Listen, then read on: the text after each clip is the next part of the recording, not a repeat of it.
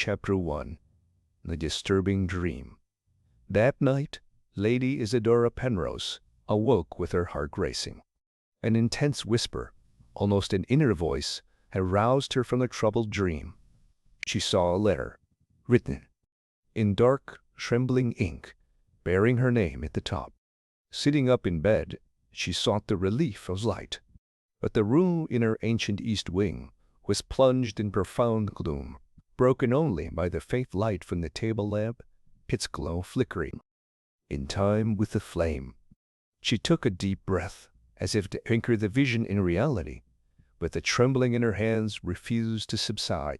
The next morning, dawn found Lady Penrose stalking through the halls of Greystone Manor, the old aristocratic mansion perched on a rocky promontory by the sea.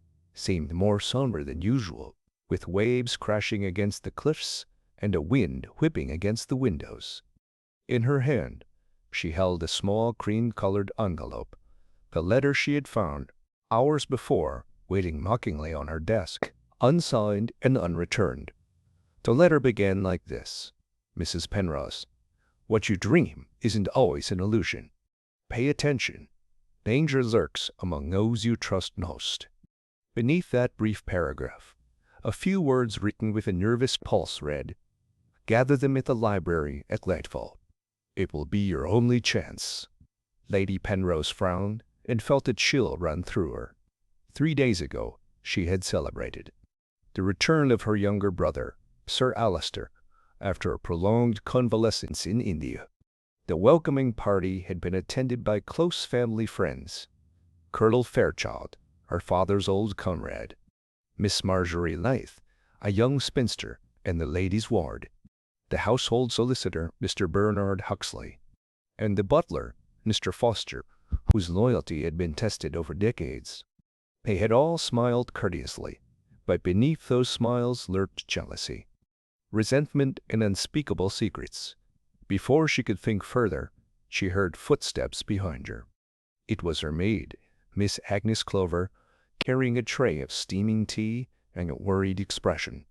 "Madam," Agnes whispered, "I apologize for the interruption, but Colonel Fairchild is asking if you are all right." Lady Penrose nodded distractedly. "He seems to have insisted that you come down to breakfast with him in the drawing-room." "Thank you, Agnes." She took the tea with trembling hands. "Tell him I'll be down in a moment." After a few sips, her pulse began to calm, but the threat implicit in that message kept her uneasy. Who had written the letter? And how had it arrived unnoticed? With only the dream and that cryptic summons as clues, she realized her life was at a crossroads. Ignoring the warning could cost her dearly. Half an hour later, she joined Colonel Fairchild and Sir Alistair in the main drawing-room. The Colonel, a man with a stiff demeanor and a carefully trimmed mustache, greeted her with a grave expression. "Isidora," he began, "I'm pleased to see you in good spirits after the night. But your paleness worries me. Is something bothering you?" She forced herself to smile politely, but there was a hint of shipwreck in her eyes. "A bad dream, Colonel. Nothing a good breakfast can't dispel." The butler, Mr. Foster, served dishes with meticulous precision. Meanwhile, Sir Alistair, wearing a bandage on his right forearm, regarded with only limited sympathy, asked in a relaxed tone, "Did you dream about family ghosts?" He joked. Lady Penrose remained silent. She didn't want to reveal her trembling anxiety. The Colonel exchanged a glance with Foster, as if they both knew something she didn't. As the meal was over, Sir Bernard Huxley appeared at the drawing-room door, documents in hand. He addressed Lady Penrose deferentially. "Madam, I'd like to discuss your father's updated will with you. There are clauses that require your immediate approval." That mention of the will ignited a new edge of suspicion in Lady Penrose. She remembered her father's last will, a considerable legacy, but described in terms as cryptic as the letter in her dream. Could someone be trying to manipulate her for advantage? After the morning meeting, he returned to his bedroom to review the letter carefully. No signature, no sender. Just a few words heavy with warning and a command to meet in the library that evening. He flicked his quill over the pile of papers on the desk and was astonished to find, beneath the envelope, a small, barely dried stain of fresh ink. This proved that the message had arrived very late, but with deliberate intent that, as dusk fell, Lady Penrose felt the weight of 1,000 gazes as she passed through the corridors. The air in Greystone Manor seemed to thicken, as if the building itself was aware of the threat hanging over her. As she approached the library door, she paused for a moment and listened to the creaking of the tiles. No one else was there, but the silence was so overwhelming it rattled her senses. With a steady hand, he turned the handle and entered. The room was lit by a chandelier, its dim light casting whimsical shadows on shelves filled with antique volumes. A leather armchair faced the fireplace, and on the center table rested another envelope, identical to the first, with no return. Addressed and sealed with a cylindrical red wax seal, immaculate. Lady Penrose felt the pulse in her neck. She reached out and lifted the envelope. Inside, the same warning. Round them up. Beneath it, in smaller print, trust none. It was the ultimate challenge. Rounding up the suspects before the clock struck midnight dot at that moment. A faint creak behind her made her turn. On the mantelpiece, a tiny porcelain figure froze, as if it had perhaps come to life. Lady Penrose took a deep breath, and holding the envelope to her chest, headed for the door. She knew the night would bring answers, but also new dangers. The investigation was just beginning, and there was a feeling in the air that none of the guests were exactly what they seemed. Only the sharp mind of Hercule Poirot, once summoned, would be able to unravel what psychology and deception had woven in the halls of Greystone Manor. Chapter 2. The Night Call. The main entrance bell rang with a discreet sound that broke the stillness of the night at Greystone Manor. Lady Isidora Penrose, wearing an ivory silk nightgown and a light cashmere stole, advanced with measured stride down the wide hallway, carrying with her the second sealed envelope she had found in the library. Her breathing matched the measured rhythm of her heart. Each beat reminded her of the gravity of the challenge. Gather them. Trust none. Upon reaching the library's antechamber, he placed the envelope on the shelf by the threshold. Gently, he pushed open the door and gazed into the room lit by soft oil lamps. The centuries-old oak bookshelves seemed to yawn under the weight of the volumes, and the unlit fireplace cast a play of shadows resembling lurking figures. In the center, a pair of armchairs and a Louis XVI-style divan awaited the impromptu council meeting. On the side table, crystal bowls held chocolates and glasses of cognac.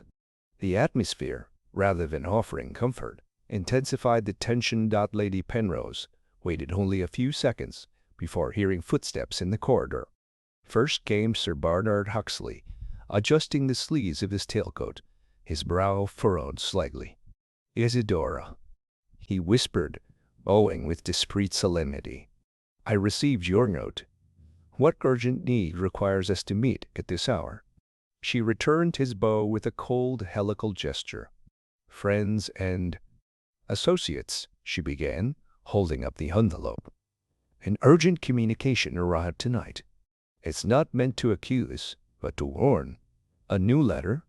Colonel Fairchild interrupted, following the loud. "A new letter?" Colonel Fairchild interrupted, following the lawyer in. "Who dares threaten the peace of Greystone at this hour?" The colonel stood imposingly at the threshold, his hands on the handle of his cane. Lady Penrose watched him cautiously. "I don't know," she replied, her voice firm despite the trembling inside. "The letter isn't signed. Only instructions. Gather everyone who was at the welcoming party. Don't trust anyone." At that moment, the door opened again, and Marjorie Leith appeared, an embroidered shawl draped over her shoulders. Her eyes held a hint of ill-disguised amusement. "Again, dear Isidora?" he asked, running his fingers along the back of a nearby armchair. I'm afraid riddles don't usually get better as they progress. Without waiting for a reply, Marjorie took a chocolate. Lady Penrose noticed a look of disapproval on Sir Alister's face as he entered cautiously, resting his still splint arm. Marjorie, he said in a low voice, I'm afraid this is going beyond entertainment. Don't be so dramatic, Alister, she retorted, her voice scornful. Do you really think anyone would want to harm you after your triumphant return? The tension grew like a thread about to snap. Before Lady Penrose could intervene, Butler Foster appeared in the doorway, holding a plate of small, savory snacks. Madam, he announced with his usual solemnity, everything is ready as directed. The library will remain closed to the rest of the house until further notice. No one present responded. The silence grew heavy and expectant. Lady Penrose raised her hand, urging calm. Thank you, Foster. He looked at the others. I need each of you to share what you remember from that welcome night. Not to incriminate, but to shed light on any forgotten details. I'll start. I found this letter while removing some papers from my study in the early morning. I don't know who put it there, but I know someone in this room deposited it. Colonel Fairchild was the first to speak, in his grave, measured tone. I remember, after the toast, I offered you my cane for support. You said you were feeling fatigued. It might have been an opportune moment to place something in your study, but I assure you I didn't let you out of my sight afterward. Marjorie Liff interrupted, taking a sip of cognac. I was chatting with Sir Bernard about philanthropy in India. I don't recall any lapses or suspicious activity, except for your slight fainting, Isidora. But that happened just after your arrival. Sir Alister cleared his throat before adding, Your servant was accompanied by Foster as I presented my reconstructed cane. I didn't see anything out of place there. Foster, right? The butler nodded. That's right, sir. I kept silent so as not to interrupt, but I didn't notice anyone lurking around the study. Sir Bernard Huxley consulted a pocket watch. My memory matches Foster's. After dinner, I retired to review some legal documents in the library. He quickly corrected himself until Mr. Foster informed me that he had returned to the main hall. Faces tensed as Lady Penrose noticed that no one had yet spoken. She looked up and found Poirot standing in the gloom of the doorway, his arms crossed, his expression impassive. Good evening, he greeted her with his elegant Belgian accent, and a slight nod. I received an urgent call from Lady Penrose. I hope I haven't interrupted too much. The silence gave way for a moment to Poirot's prominence. No one knew for sure when he had entered. His footsteps were so soft, they seemed to stick to the floor. Lady Penrose, relieved to see his assistance, lifted the sealed envelope. Monsieur Poirot, this letter appeared in my room at dawn, with no indication of the author. And tonight, this small group has been summoned under the same threat. Trust no one. Poirot approached delicately, took the envelope, and examined it in the lamplight. His carefully combed mustache lit up, and his scalpel-sharp gaze scanned every tiny detail. Interesting, he murmured. I noticed the sealing wax on both envelopes doesn't match exactly. Tonight's is fresher, less rusty. It indicates, first of all, that the messenger was the same, but different stamps and inks reveal a conscious effort to mislead. Lady Penrose held her breath. The others looked at her expectantly. I wish, sir, that you clarify the identity of the one who summoned us, and the reason why each of us has received the same warning. Poirot was silent for a few moments, looking at the faces. The shadows cast wrinkles and strained smiles. Then he looked up. For the moment, allow me to question you individually. I'll start with the hostess. Follow me, and you'll be called out one by one. Only then can we discover who is truly hiding something dangerous. No one objected. The whisper of the wind against the glass windows blew through the crack in the door like a terrible exhalation. Lady Penrose took the lead, handing Poirot the envelope stained with fresh ink. As they moved toward a small desk in the corner, the eyes of those present met. There was distrust, curiosity, but also palpable fear. When the door closed behind them, the circle was broken. Sir Bernard was the next to approach the armchair. Marjorie leaned back on the divan, her arms crossed, and Colonel Fairchild leaned against a bookcase.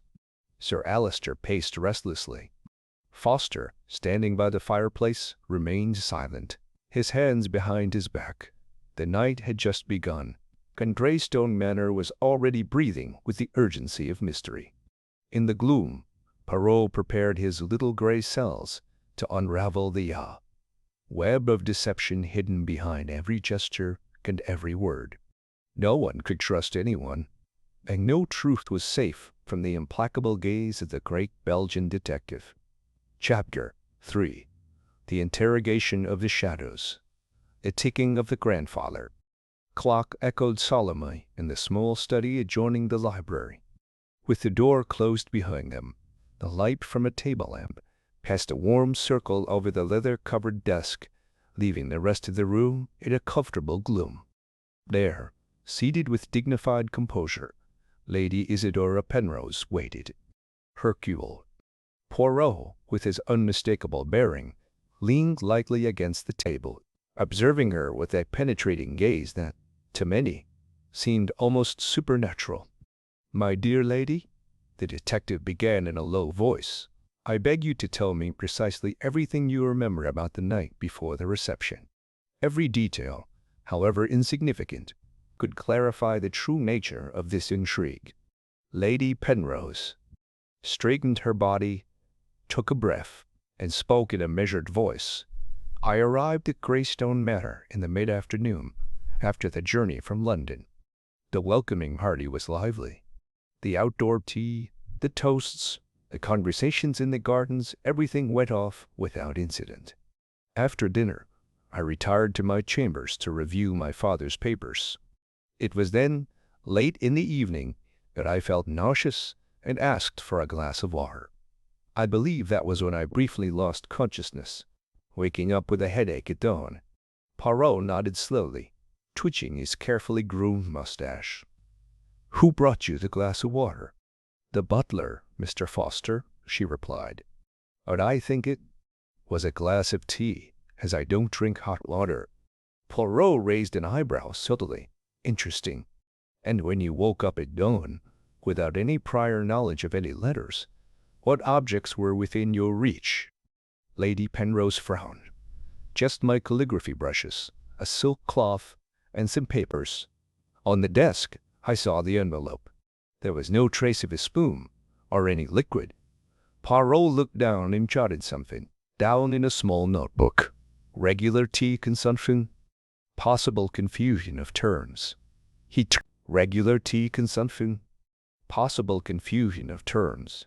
He turned to the lamp, wiping his round glasses with a handkerchief, and continued. "It was suggested that you rest, right?" "Yes," she confessed. "Mr. Foster insisted I rest in the living room, but I refused. I didn't want to give anyone reason to think I was weak." Poirot stood up and began to walk in a circle. "Good. Now think about the welcoming party. Did anyone offer to help you? Take down Sir Alister's newly repaired walking stick?" "No," she said. "I held the cane myself by the window while Alister examined it. There was no further intervention." Poirot stopped by the door, feeling the wall with his fingers. "Often, the truth is hidden in what is left unsaid." "Thank you, ma'am. I now wish to question Mr. Bernard Huxley. You may retire to the library until I call you again." With a polite gesture, Lady Penrose rose and left, leaving behind her the soft echo of her satin as she shuffled across the carpet. A trail of floral perfume mingled with a hint of fresh ink remained on the armchair. The office, barely larger than a ship's cabin, was the ideal place for an intimate interrogation. Sir Bernard Huxley closed the door behind him, and settled into the armchair opposite Poirot's. His black suede gloves gleamed in the dim light. "Mr. Huxley," the detective greeted, "I trust you understand the necessity of these questions. The future of Greystone Manor could depend on it." "I am at your service, sir," the lawyer replied. "I will do everything in my power to clarify the facts." Poirot leaned his elbows on the desk and joined his fingertips. "Mrs. Penrose mentions that she was reviewing her father's legal documents. Could you briefly describe the contents of those documents?" Sir Burlard remained silent for a moment before answering. "They were minor changes to the will. Clauses allocating secondary assets, trust issues. Nothing that suggested a motive to threaten Lady Penrose." "However," Poirot persisted, "did they not include provisions for inheritance in the event of sudden death before your arrival?" The lawyer nodded regretfully. "Yes, but those clauses would only be triggered if Lady Penrose were to die before the final reading of the will, scheduled for next week. Any attempt to destabilize her out of fear of that eventuality strikes me as ridiculous and macabre." Poirot narrowed his eyes, as if gauging Huxley's honesty. "At what point did you find out about Lady Penrose's dizziness?" "When I returned to your office to give you the revised version of the wills, I found Foster holding it. She looked dazed, her cheeks pale, and she apologized for calling you to help her." "Interesting," Poirot murmured. "Was there any ink or papers out of place?" "Nothing. Just his calligraphy bag and a handful of old letters he was sorting through." Without further questions, Poirot noted Huxley's name and indicated that he should return to the circle in the library. The lawyer nodded goodbye and opened the door. "Alone." Again, Poirot rubbed his hands and prepared to call the next person. It was then that, in the silence, a rustle like the rustling of cloth was heard behind the door. Turning, he thought he saw Foster's silhouette, motionless, holding his breath. A few seconds later, the butler walked silently away toward the windows. Undeterred, Poirot polished his mustache with a handkerchief and waited confidently. Colonel Fairchild, with his firm and elegant bearing, entered the office and sat down. His steely gray eyes revealed a certain curiosity. "Monsieur," he greeted, "what do you want to know?" "Everything concerning the previous evening," Poirot replied. "You have assured me that you did not lose sight of Lady Penrose. Could you describe precisely your movements after the toast?" The colonel bowed his head slightly as he recalled. "After the toast, I stepped back to look out at the garden from one of the windows. I saw Lady Penrose conversing with Marjorie Leith by the rose hedge. Then I distracted myself by gazing at the moonlight reflecting dimly on the cobbled walkway. After a while, I returned to the drawing room to continue my conversation with Sir Alister. I didn't see anyone else lurking near his study." Poirot paused, narrowing his eyes. "And did you notice any strange smells? Fresh ink, perhaps, or a perfume different from Lady Penrose's usual?" The colonel shook his head. "No, just the salty sea breeze and the scent of rose bushes." "Very well. Thank you," Poirot concluded. "You may go." The colonel stood up, adjusted the cuff of his jacket, and walked out with measured steps. Marjorie Leith was the only one who kept her brandy glass on a small table at the foot of a floor lamp. When Poirot invited her, she sat down with a haughty smile. "Miss Leith," said Poirot, "your behavior was playful last night, but something in your expression tells me that you take this very seriously." Marjorie raised an eyebrow, toying with the rim of her glass. "I took afternoon tea seriously, didn't I?" He joked. "But since you ask, I didn't leave Lady Penrose's side at all. After dessert, I retired to the corridor to call my chauffeur. I didn't want to stay past midnight." "So you didn't witness the supposed dizziness?" Poirot deduced. "Not at all," she confirmed without hesitation. "I thought they'd exaggerated it to add drama to the evening." Poirot took note, and allowed Marjorie to leave with a simple gesture. Sir Alister and Mr. Foster remained. The young baronet entered, with a hesitant step, still leaning on his cane. Poirot greeted him politely. "I'm interested in knowing details about your repaired cane. You said that a few minutes later, someone took your item. Do you remember who?" Sir Alister held his cane out in front of him, as if demanding respect. "I admitted it for repair, but I made sure to examine it before disposing of the case. No one else had access to it until Foster delivered it to me that afternoon." Poirot showed his notebook. "Did you notice if the inside of the case smelled like ink?" Alister shook his head in surprise. "I didn't notice it. I just saw the restored wood and the perfectly filed inlays." "Excellent," replied Poirot. "Thank you." Butler Foster was the last. He entered with his back straight and his hands clasped. A light in his eyes, discreet, barely betrayed any emotion. "Mr. Foster," Poirot called, "you have witnessed everything that happened. I ask you to give your version of events." Foster was silent for a few moments. "I served Lady Penrose tea, then collected the glasses and returned to the West Wing to check on the lamps. I didn't return to the study until the next morning, when I found the envelope on the desk." Poirot sharpened his voice. "Were you able to verify if there were any signs of trouble or misplaced papers?" "Nothing," Foster said in a monotone. "Just Lady Penrose's usual belongings and her quill pen." Poirot let a second pass before saying, "Thank you, Mr. Foster. You may finish your story here." As the butler was about to leave, Poirot stopped him with a final question. "Have you also received a letter with the same wording?" Foster hesitated for a moment, then looked down. "No, I haven't received any letter." The silence stretched. Poirot raised an eyebrow. Curious.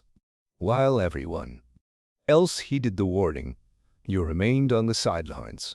The butler looked up, his eyes glassy. "I'm a servant of the house. It wasn't my place." He hesitated. "But I recognize that you're worried, sir." Poirot nodded, jotting down in his notebook. "Foster, excluded for not receiving a letter. Possible accomplice or off track." With everyone questioned, Poirot stepped out into the corridor and took a deep breath of the night air. He paused at the threshold of the library, took a deep breath of the night air. He paused at the threshold of the library, where the 4 guests were awaiting him patiently. "I've collected your statements," he announced. "Now it's time to reconstruct the precise sequence of each movement. I'll summon Mr. Fairchild, then Miss Leith, then Sir Alister, and finally Mr. Huxley. Be punctual, as time is of the essence." As he strode off, the guests exchanged uncertain glances. In the next room, Lady Penrose waited, her heart pounding, aware that every answer Poirot gave brought them closer to the heart of the deception, or opened new cracks in the intricate web of suspicion surrounding Greystone Manor. The mystery advanced stealthily, and the night promised to reveal even deeper secrets. Chapter 4. The reconstruction of the evening. The silence in the library was broken only by the creak of the door as Colonel Fairchild returned to Poirot. The others waited behind the screen, their silhouettes outlined in the shadows. The Belgian detective, with a slight frown, invited the colonel to sit in the same armchair where he had been interrogated. "Mr. Fairchild," Poirot said softly, "we need to clarify every moment of your evening. I'll call you again to clarify times, gestures, and smells. Let's start with our joint toast. Tell me the exact minute you and Lady Penrose raised your glass." The colonel took a breath and looked at the wall clock, his fingers caressing the handle of his cane resting on the floor. "It was 10 to 8, he replied with certainty. "I remembered the sky was becoming cloudy, and I wanted to toast Sir Alister's return." Poirot nodded and made a note in his notebook. Then he looked up. "After the toast, you saw Lady Penrose talking to Miss Leith by the white rose hedge, didn't you?" The colonel frowned slightly, in a gesture of concentration. "Indeed. They occupied the lower level of the terrace, just a couple of meters from the edge of the garden. Then I got distracted by the moon reflecting in the pond. However," Poirot said, leaning forward slightly, "your gaze shifted twice. First, when there was a slight creaking sound, like paper being crumpled, and second, when someone walked along the inner corridor. Were you able to identify that sound?" The colonel paled very slightly. "No, I was listening to the conversation. I didn't notice anything, except for an indistinct whisper." Poirot let the silence linger for a moment before continuing, "I understand. Now, I'd like you to recalculate when you return to the inner hall. Tell me, how far did you travel, and how long did it take you to step onto the doormat by the fireplace?" The colonel cleared his throat, visibly uncomfortable with the requested precision. The distance was about 15 meters, on cobblestone ground. I walked slowly because I was afraid of tripping. I estimate it took me about 20 seconds. "Very well," replied Poirot, rising to trace imaginary lines on the table. "According to my calculations, 20 seconds from that point, I would have found you with Miss Life." The colonel raised a hand, stopping the detective, but she went to the west wing to ask the butler for a bouquet of flowers. She wasn't in the inner library. Poirot nodded again. "So, who did you talk to before returning to the living room?" The colonel exhaled and looked down, with no one in particular. "I stopped by a pillar to gaze at the moon." Poirot walked a complete circle around the armchair. "Do you remember if that pillar projected a shadow or direct light?" The colonel, surprised, replied, "Diffused light, sir. The outdoor lamps illuminated the garden, but barely any light pierced through." Perhaps it was at that moment that the colonel interrupted his own sentence when he noticed the tense silence that followed. Poirot put away his notebook and turned to Miss Leith, who was already waiting behind the screen. "Miss Leith," he announced, "I ask you to describe exactly the movement of your dress, the inclination of your head, and the precise recollections you have of the conversation with Lady Penrose from 10 to 8 onwards." Marjorie subtly crossed her legs, and with a slight reclining, began to describe. The dress was navy blue. I remember it because the silver embroidery caught the light from the street lamps. My companion wore an ivory shawl. We talked about colonization in India and Sir Alister's philanthropy. At one point, I moved the silver thread from my skirt aside and felt a light brush against the lace hem. Poirot nodded motionlessly as Marjorie spoke. "So, can you tell me what time your wristwatch showed when you decided to leave?" The young woman looked at her empty wrist with feigned perplexity. "I forgot my watch on my dressing table. I was only aware of the time because the butler informed me of my car at 9 o'clock sharp." "And did you notice anything unusual during the conversation?" Poirot persisted. "A different smell, a sudden grease, a rustling sound unlike any other." Marjorie smiled, subtly challenging him. "Maybe a faint set of ink, but I attributed it to the wind and my nerves. Nothing more." Poirot took her note and dismissed her with a gesture. It was Sir Alister's turn, who was now leaning nervously against the back of the divan. "Sir Alister," Poirot began, "you spoke of your repaired walking stick. I asked you to recreate the moment you opened the case and how it felt in the dim light." The baronet closed his eyes and described. It was a brown leather case, soft to the touch. "When I opened it, the inside smelled of varnish and perhaps something else. A hint of fresh ink, though I wasn't sure. I remembered I was supposed to give the cane to Foster, so I got up to look for it." "How long did it take you to find the butler?" "Just a few seconds," he answered quickly. "I heard a faint creak of carpeting as I turned down the hall. The next thing I saw was his back as he headed toward the lamps in the west wing." Poirot nodded and continued.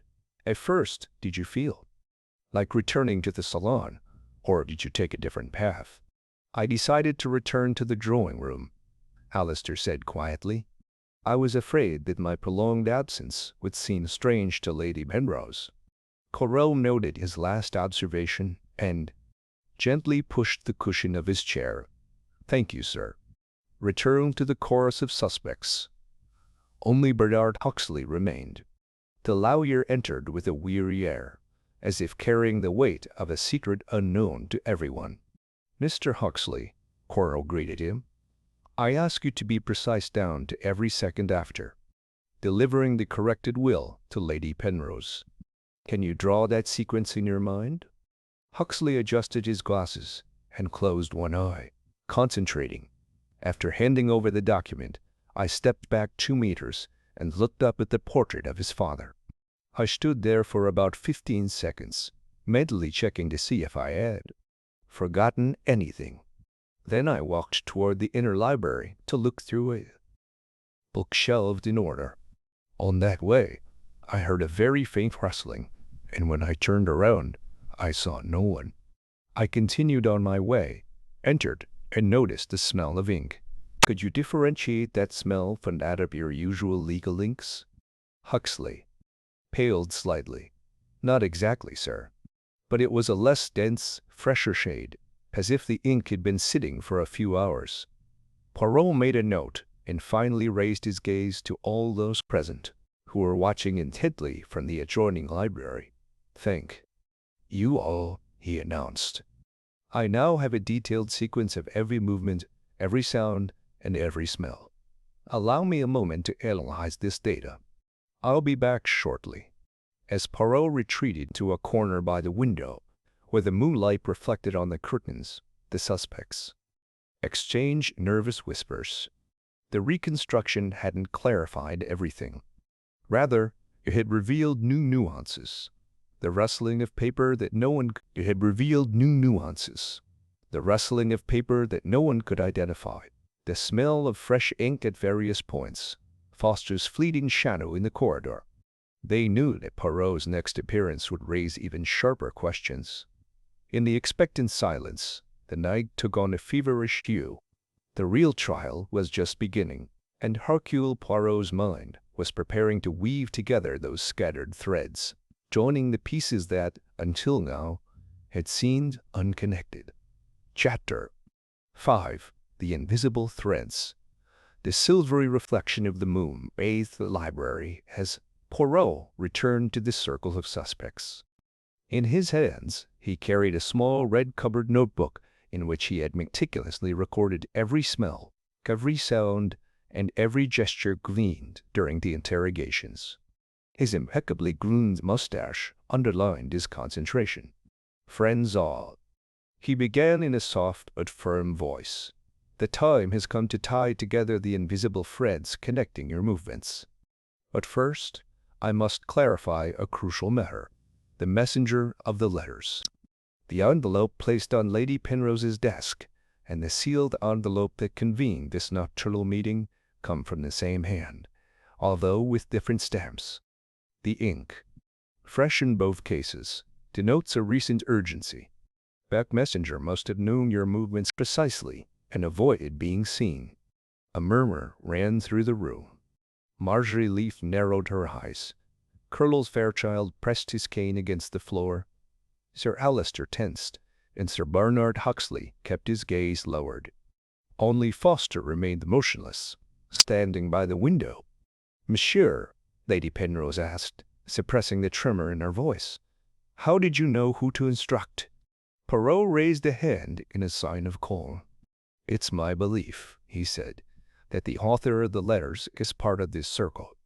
He knows the layout of the house, your schedules, and the routine of the staff. But he's not an outside intruder. He's someone you trust, perhaps too trustworthy. He jotted something down again. Intimate knowledge of Greystone Manor. Let me state 2 facts, he continued.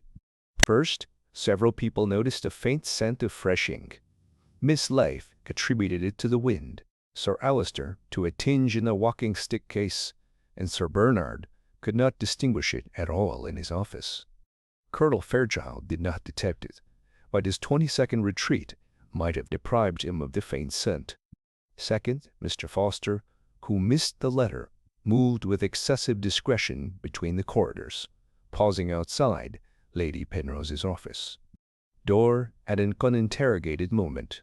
Foster raised his face slightly, surprised to hear himself mentioned. "I was just doing my duty, monsieur." "I understand," Poirot replied politely. "I don't blame you yet. But I want you to consider one detail with me.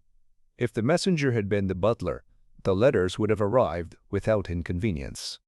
However, since Foster received no missive, the author must have entrusted delivery to the local postal service, acting at night, or smuggled the envelopes in clandestinely. The fresh ink and the stained gum on the envelope are signs of haste." He paused, letting his words sink into the minds of those present. "So," he continued, "the author of the letters is not the one who delivers them, but the one who writes them and brings them into the house. That act involves sacrificing confidentiality. He needed access to your correspondence and to Lady Penrose's apartments. And yet he was not discovered." Their eyes met uneasily.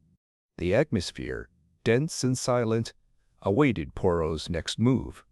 "Now," he announced, "I'd like to recap a key movement, the morning's paperwork." Lady Penrose found the first letter while reviewing the parental papers. Who had access to that desk between the night and the early morning? Sir Bernard Huxley raised his hand doubtfully. "I came in briefly to deliver the latest draft of the will to the lady. I didn't see any foreign envelopes or misplaced papers." "Correct," Poirot agreed. "The butler, Mr. Foster, then collected the old documents for filing. Did anyone else enter that office?" Marjorie Leth shook her head. "I walked past it, but didn't go in. I just watched the half-open door. Sir Alistair Caraspio. I was in my room. It wasn't even wide enough to cover all those hallways." The colonel bowed his head. "After the toast, I didn't approach the east wing until morning. There was Foster left, whose eyes avoided everyone. I came in at 2 in the morning to check a out light," he said. "I didn't touch the papers." "Understood," Poirot replied. "It's curious that, despite that nocturnal visit, you didn't find the letter. Perhaps the author did so later, after you had passed." Poirot raised his voice a little, catching everyone's eyes. "Now, ladies and gentlemen, I want you to observe this dot from under his jacket." He pulled out a pristine white linen handkerchief, on which he spread a small, dark ink stain.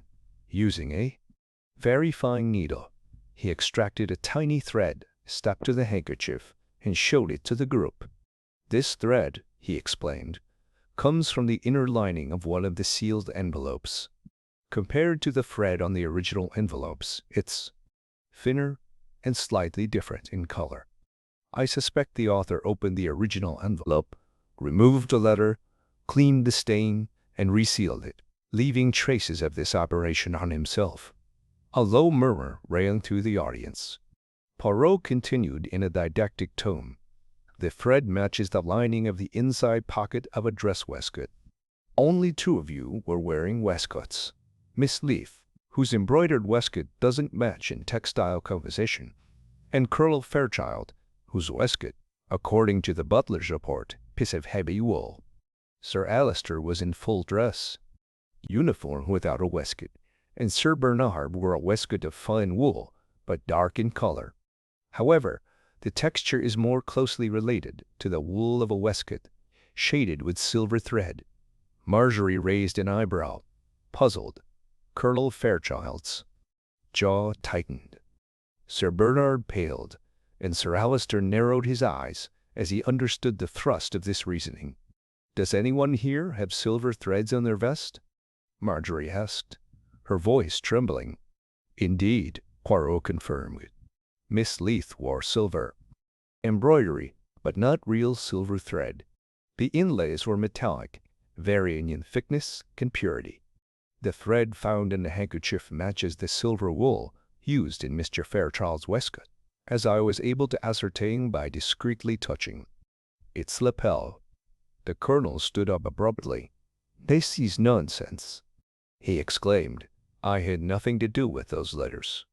Poirot raised his hand to calm him down. "Calm down, Colonel. I haven't passed judgment yet. I'm just presenting my findings. The waistcoat, not your will, is the starting point. However, I'm not ruling out other clues. The silky movement of an embroidered shawl in the library, a rustling of paper that no one could accurately describe, and the furtive presence of Mr. Foster without. A letter, but with privileged nighttime access. Lady Penrose held her breath. She had gathered her companions for protection, but she felt that, for the first time, protection had become a threat. Anyone could be guilty. "Monsieur Poirot," Sir Bernard intervened in a trembling voice. "What should we do now?"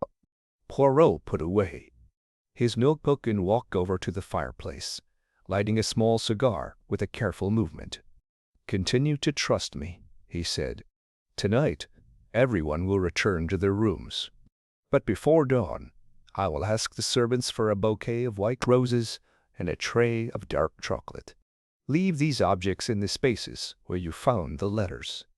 Tomorrow at dawn, we will examine who removes them first. That will reveal our author's true anxiety." A shudder ran through the group. The plan was tidy. A shudder ran through the group. The plan was subtle, almost a psychological trap. No one objected. "Now, where everyone belongs," Poirot concluded. "Soon, the little gray cells will do the rest." As the door closed behind the guests, it left an echo of hurried footsteps and glances. In the silence, the shadows of Greystone Manor seemed to whisper. The Belgian detective, with his unparalleled cunning, had cast his net of deduction.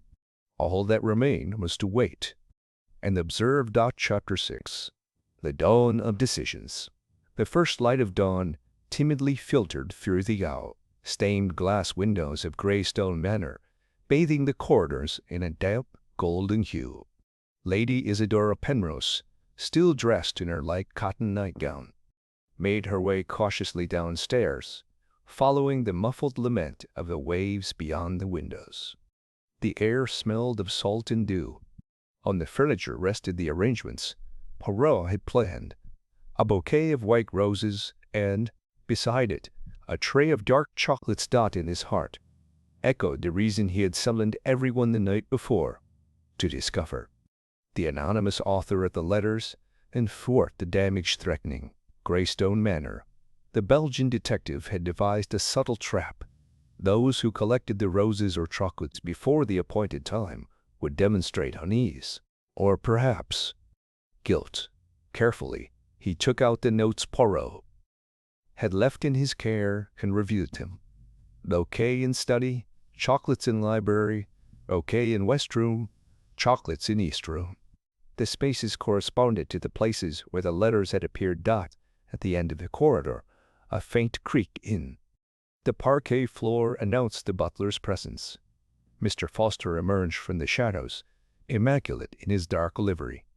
"Ma'am," he whispered softly, "the preparations have been kept secret.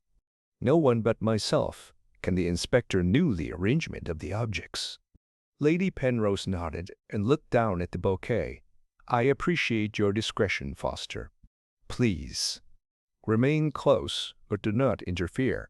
Of course, ma single quotes am. He withdrew as diligently as ever, leaving a muffled murmur behind him. He had barely placed the tray in the library when Lady Penrose heard quick footsteps on the stairs.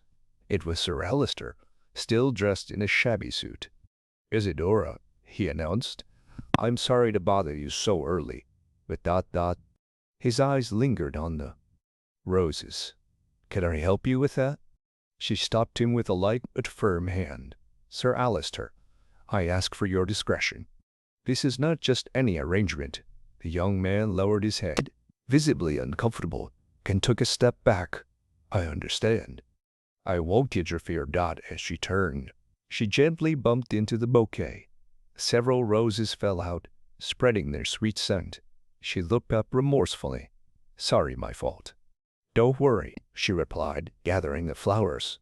You may go. Sir Alister apologized again and left the room with his head bowed in the library. Colonel Fairchild strolled with his characteristic dignity, admiring the volumes with a thoughtful expression. When he reached the place where the tray of chocolates rested, he stopped and looked around. A soft, dim light illuminated the shelves and highlighted the dark sheen of the chocolate. The colonel pressed his lips together slightly, uncertain. A fleeting doubt crossed his face. He picked up a chocolate, gently set it aside, and walked away without touching it. And he paused by a window, gazed out at the damp garden, and took a deep breath, as if to purify himself of the gesture. With a slight nod, he returned to the staircase and ascended to the main wing, with the same firm demeanor of someone fulfilling a duty he doesn't want to. The morning was advancing, and the sun was caressing the corridors of the west wing when Miss Marjorie Leith descended with a light step. She wore an ivory shawl tied around her neck and a light traveling robe draped over her shoulders. Her complexion seemed paler than usual. As she passed the music room, she noticed the bouquet of roses on a small music stand. She stopped and inhaled their scent, then lowered her glasses and looked up, playing with a lock of hair. How beautiful, he murmured, slipping a petal between his fingers. Almost too perfect for my taste. With feigned delicacy, she removed the bouquet from the lectern and placed it on the center table, returning it to its original place. However, as she turned, she stole a glance at the door to Lady Penrose's study, where another bouquet lay. She closed her eyes, took a deep breath, and continued on her way to the drawing room, as if nothing had happened. Sir Bernard Huxley then entered the boardroom, his glasses gleaming in the dawn light. Appreciating the silence and austerity of the place, he approached the rose arrangement and made a movement to examine the stem. His fingers brushed the silk ribbon that encircled them, but he did not move them or take any of them. Beside him, on a small wooden console, rested a tray of chocolates, which he studied impassively before silently withdrawing. He marked the exact pace toward the fireplace, and then continued down the corridor to his office to review the day's documents, as if a challenge did not exist for him. Colonel Fairchild, gathering his composure, was waiting in the main drawing room when Lady Penrose descended the central staircase. Detective Poirot had asked him to summon the group to that space before breakfast to verify who had tampered with the objects. The first to appear were Sir Bernard and Sir Alister, followed by Marjorie Leith. Foster remained in a discreet corner, observing everything with his characteristic serene gaze. Lady Penrose opened her mouth to announce the discovery. But Poirot emerged from behind a column, his cane in hand and the imperceptible smile that precedes a great revelation. "Good morning," he greeted, inclining his head slightly. "Does there seem to be tension?" he asked casually. "Please tell me who brought roses or chocolates before the meeting." There was absolute silence. The colonel remained alert, while the others squinted, holding their breath. "Mr. Fairchild," Poirot began, "did you pick up any roses or chocolates before coming here?" "No, sir," replied the colonel. "I found the tray intact, and I didn't touch anything." "Very well, Mr. Huxley." "Same question." "Nothing was moved," the lawyer replied. "I left the chocolates and roses just as I found them." Poirot continued with Marjorie. "Miss Leith, have you removed any of the roses from the music room?" She raised her chin haughtily. "I just observed them, monsieur. I didn't need to take them." "Excellent," smiled Poirot. "And you, Sir Alister? Have you touched the bouquet near your sister's study?" The baronet hesitated, looked down, and finally murmured, "I confess I pulled aside a panel to examine it, but I put it back." A murmur ran through the group. Alister's gesture broke the coherence of the denials. "Returned to its original place," he confirmed. "I didn't disturb the bouquet, monsieur." Poirot nodded, and finally turned to Foster. "Mr. Foster, have you moved any of the objects?" The butler, with absolute calm, replied, "No, sir. My job was simply to arrange the objects and maintain discretion." Poirot remained silent for a few moments, looking from one person to another. Then he raised his cane and drew an imaginary semicircle on the wooden floor. "Interesting," he murmured. "5 of you left the items untouched, and the only one who admitted to minor movement was Sir Alister. However, I noticed that some chocolates are missing from the tray. A couple of them have been consumed." Those present turned their eyes to the tray. Indeed, 2 chocolates less. Marjorie held her breath. The colonel shook his head imperceptibly. Sir Bernard narrowed his eyes. Sir Alister paled. Foster frowned slightly. "Who ate the chocolates?" Foster frowned slightly. "Who ate the chocolates?" Poirot insisted that the silence fell. Lady Penrose barely dared to breathe. Then Marjorie Lethe raised her hand, her gesture restrained and nervous. "It was me," she said. "I took a chocolate to calm my nerves, and then another because the first taste intrigued me. But it didn't take long for me to put the tray back in its place." Her words echoed in the room. Poirot turned to her and spent a moment studying her features, searching for furtive gestures. "Miss Lethe," he commented calmly, "eating chocolates demonstrates anxiety, yes, but also a human need for comfort. However, the letter writer wouldn't be seeking comfort. He would be seeking to ensure that someone would react to the bittersweet." Marjorie paled visibly, and Colonel Fairchild seemed to suppress a sigh of relief. Sir Bernard raised his head with a calculating expression. Sir Alister put his hand to his waistcoat pocket, as if searching for something. Poirot turned to Lady Penrose. "Ma'am, you've gathered valuable information. The perpetrator couldn't help but move at least one object. Recognize Miss Leith's expression of anxiety, but let's not accuse her yet. This evidence demonstrates nervousness, not guilt." A young woman smiled weakly and sighed, relieved yet nervous. The colonel stood up with a gesture of courtesy. "However, monsieur," he intervened, "the mere fact of eating chocolates does not make me guilty of altering documents or sending letters." Poirot nodded gently. "You're right, Colonel. There are still questions to be answered. Why did the author choose dark chocolate as a decoy? What was he trying to measure in each of you? We'll reflect on that. But the demonstration reveals that psychology, the kind that Poirot values so much, can turn against the author himself." With a sweeping gesture, Poirot invited those present to withdraw. Meditate on their reactions to bittersweet and white roses. Tomorrow, again after breakfast, we will meet to analyze these behaviors in depth. Until then, stay tuned. As the guests dispersed, Lady Penrose felt the intrigue creeping deeper into the hearts of her friends and servants. As everyone silently departed, there was a lingering certainty that the true trial, the one that would expose the cunning night messenger, was yet to come. Chapter 7. The Banquet of Appearances. The large dining table at Greystone Manor was beautifully set. Crisp white tablecloths, polished silver cutlery, and a discreet floral centerpiece that set off the remaining roses. Through the window, the morning sun cast a warm glow over the room, somewhat dissipating the tension of the previous evening.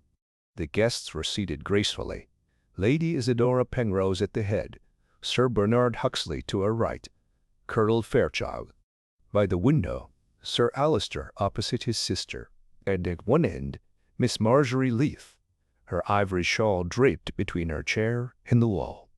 Butler Foster stood by the wall, ready to serve. Hercule Poirot, wearing his bowler hat and carrying his cane, cantered with a light stride and greeted each of them with a formal bow.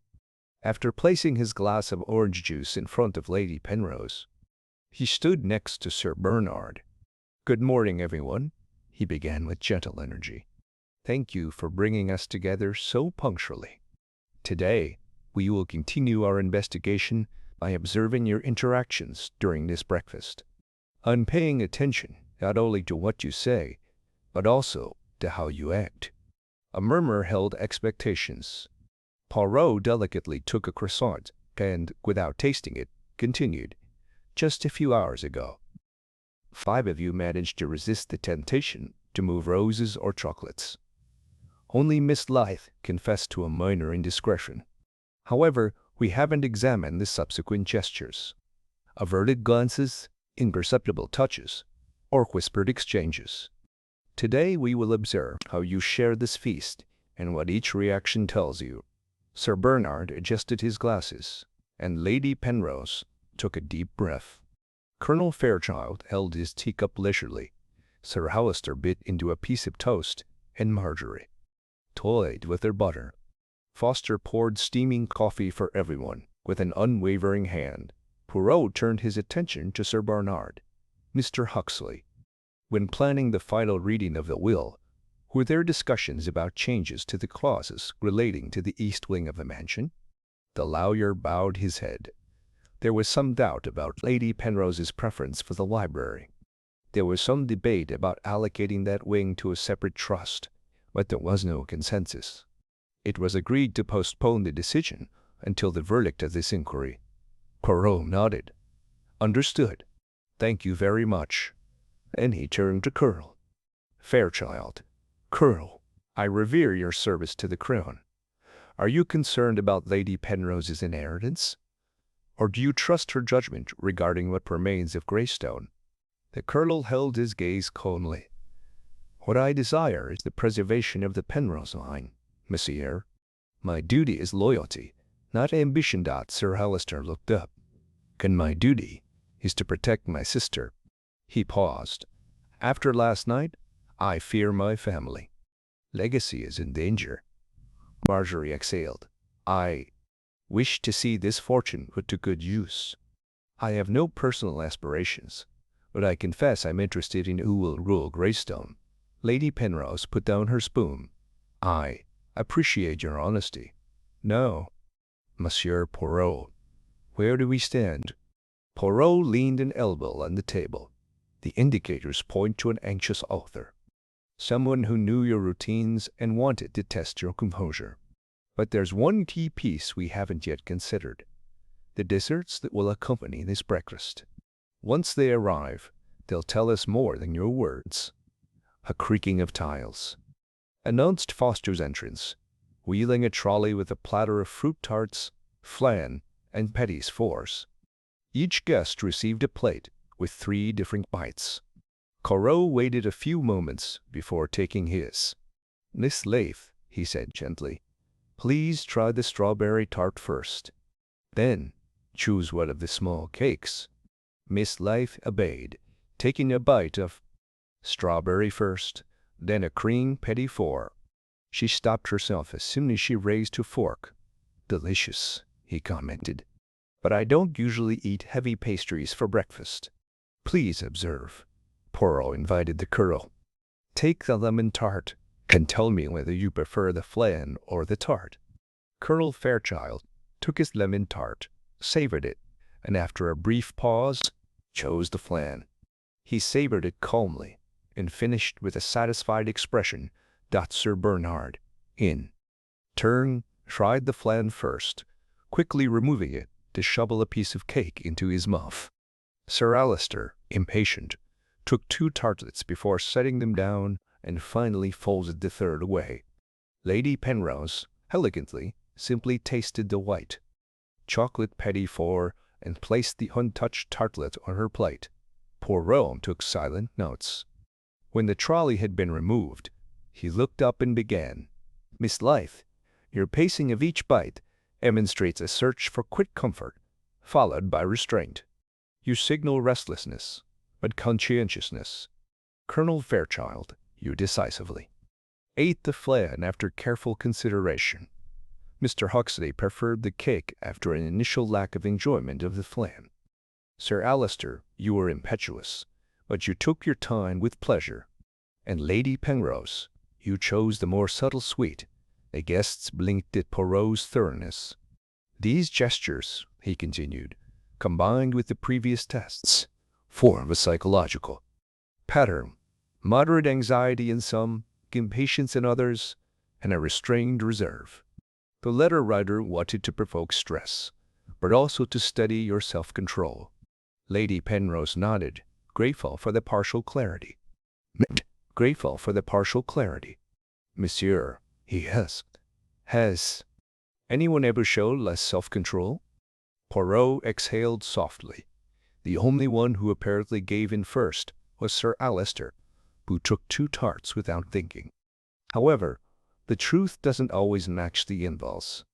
We must also examine the reactions of Mr. Huxley and the Colonel during the exchange of bites, as well as Lady Penrose's coldness. He stood up and walked in a circle. But there's one detail I'd like to check: the crumbs and fruit residue on your napkins and clothes. Allow the waiters, under my supervision, to clear your plates and examine any traces. Then, each of you will hand me your breakfast napkin. Foster nodded and ordered an assistant to proceed. The plates disappeared behind a tapestry, and within seconds reappeared with the napkins folded and labeled. Poirot took each one, inspecting it with his small lens. "Let's see," he murmured. "Here, on Sir Alister's, lie traces of crumbled pastry and almonds. On the Colonel's, tiny grains of sugar and citrus peel. On Sir Bernard's, barely a veil of cream. Miss Leaf, yours shows tiny fragments of strawberry. And on mine, not a single stain. I served tea and mineral water." The group remained silent as Poirot continued his analysis. "Very well," he said finally. "The remains match your selection patterns. So far, everything fits with human behavior. However, today I'm not looking for a lack of self-control, but rather a trace, something that points to the author of the letters." He turned to Lady Penrose. "I ask that you accompany us to the study after this breakfast. The first envelope resided there, and I wish to examine the table with your supervision. Perhaps the person responsible has left a trace beyond the enigmatic letters. A dropped object, a mark on the wood, or even the lingering scent of a distinctive perfume." Lady Penrose nodded and stood up, followed by the others. As she went too, the study, the drawing-room fell silent. Only the soft crackling of a woodpile indicated that the house was returning to its routine. However, behind these routines, a play of wills and secrets was woven, and Poirot's small gray cells worked intensely to discover the architect of the shadows. Chapter 8. Footprints on the desk. Lady Penrose's study was permeated with a reverent silence, only the gentle ticking of the mantel clock daring to call attention. The curtains, half drawn, allowed a flickering glow to filter through, playing off the surface of the large, fretted mahogany table. Ink, hephaestus, and parchment lay arranged in several neat piles, according to Lady Penrose's meticulous system, while an empty vase, a witness to the roses, awaited the next bouquet. Poirot, dressed in his immaculate gray waistcoat, sat at the desk and ran his long fingers over the polished wood, examining every grain and every tiny imperfection. Lady Penrose stood to his right, ready to jot down any findings, while Foster stood near the door with her customary curtsy. The other guests waited in the anteroom, Colonel Fairchild leaning against the fireplace, Sir Bernard Huxley absently thumbing through his pocket watch, Marjorie Leith with her hands folded in her lap, and Sir Alister restlessly pacing the carpet. "Madam," said Poirot, without looking up, "I ask you to carefully clean the area immediately next to the vase, where the bouquet of white roses presumably rested." Deftly, Lady Penrose brushed aside a couple of dried leaves and placed a small tray under the lamp to collect any debris. Poirot bent down and, with the tip of a fine paintbrush, extracted a tiny fragment of petal and a barely visible speck of candle wax. He placed both in a grassy envelope and sealed it with adhesive tape. "These elements," he explained, "indicate that the letter writer stopped here briefly to check the outcome of his night letter. He didn't pay attention to the empty vase and let part of the petal fall. Now, let's look at the right corner of the desk, near the inkwell. Lady Penrose wiped the damp cloth and revealed a faint smear of hardened wax, as if someone had placed a candle or a lighter next to the inkwell when they had introduced the envelope. Poirot carefully wiped the stain away and extracted another microscopic speck of wax, depositing it on the same envelope. The presence of wax is consistent with the use of a candle to melt and seal the wax, he continued, which suggests that the author sealed the envelope right here without taking it far from the room. Now notice the circular mark on the inkwell. The edges of the glass inkstand bore a slight rim of sealing wax, punctuated by the drop of wax that fell when sealing. Poirot slid a moist cotton swab over the inkwell and collected the solid drop. With this, he said, we have enough samples of the same ink and sealing wax for analysis. But before we send them to the laboratory, I want to remind you of one detail. Only someone with regular permission to remain in this office could have sealed the envelope here.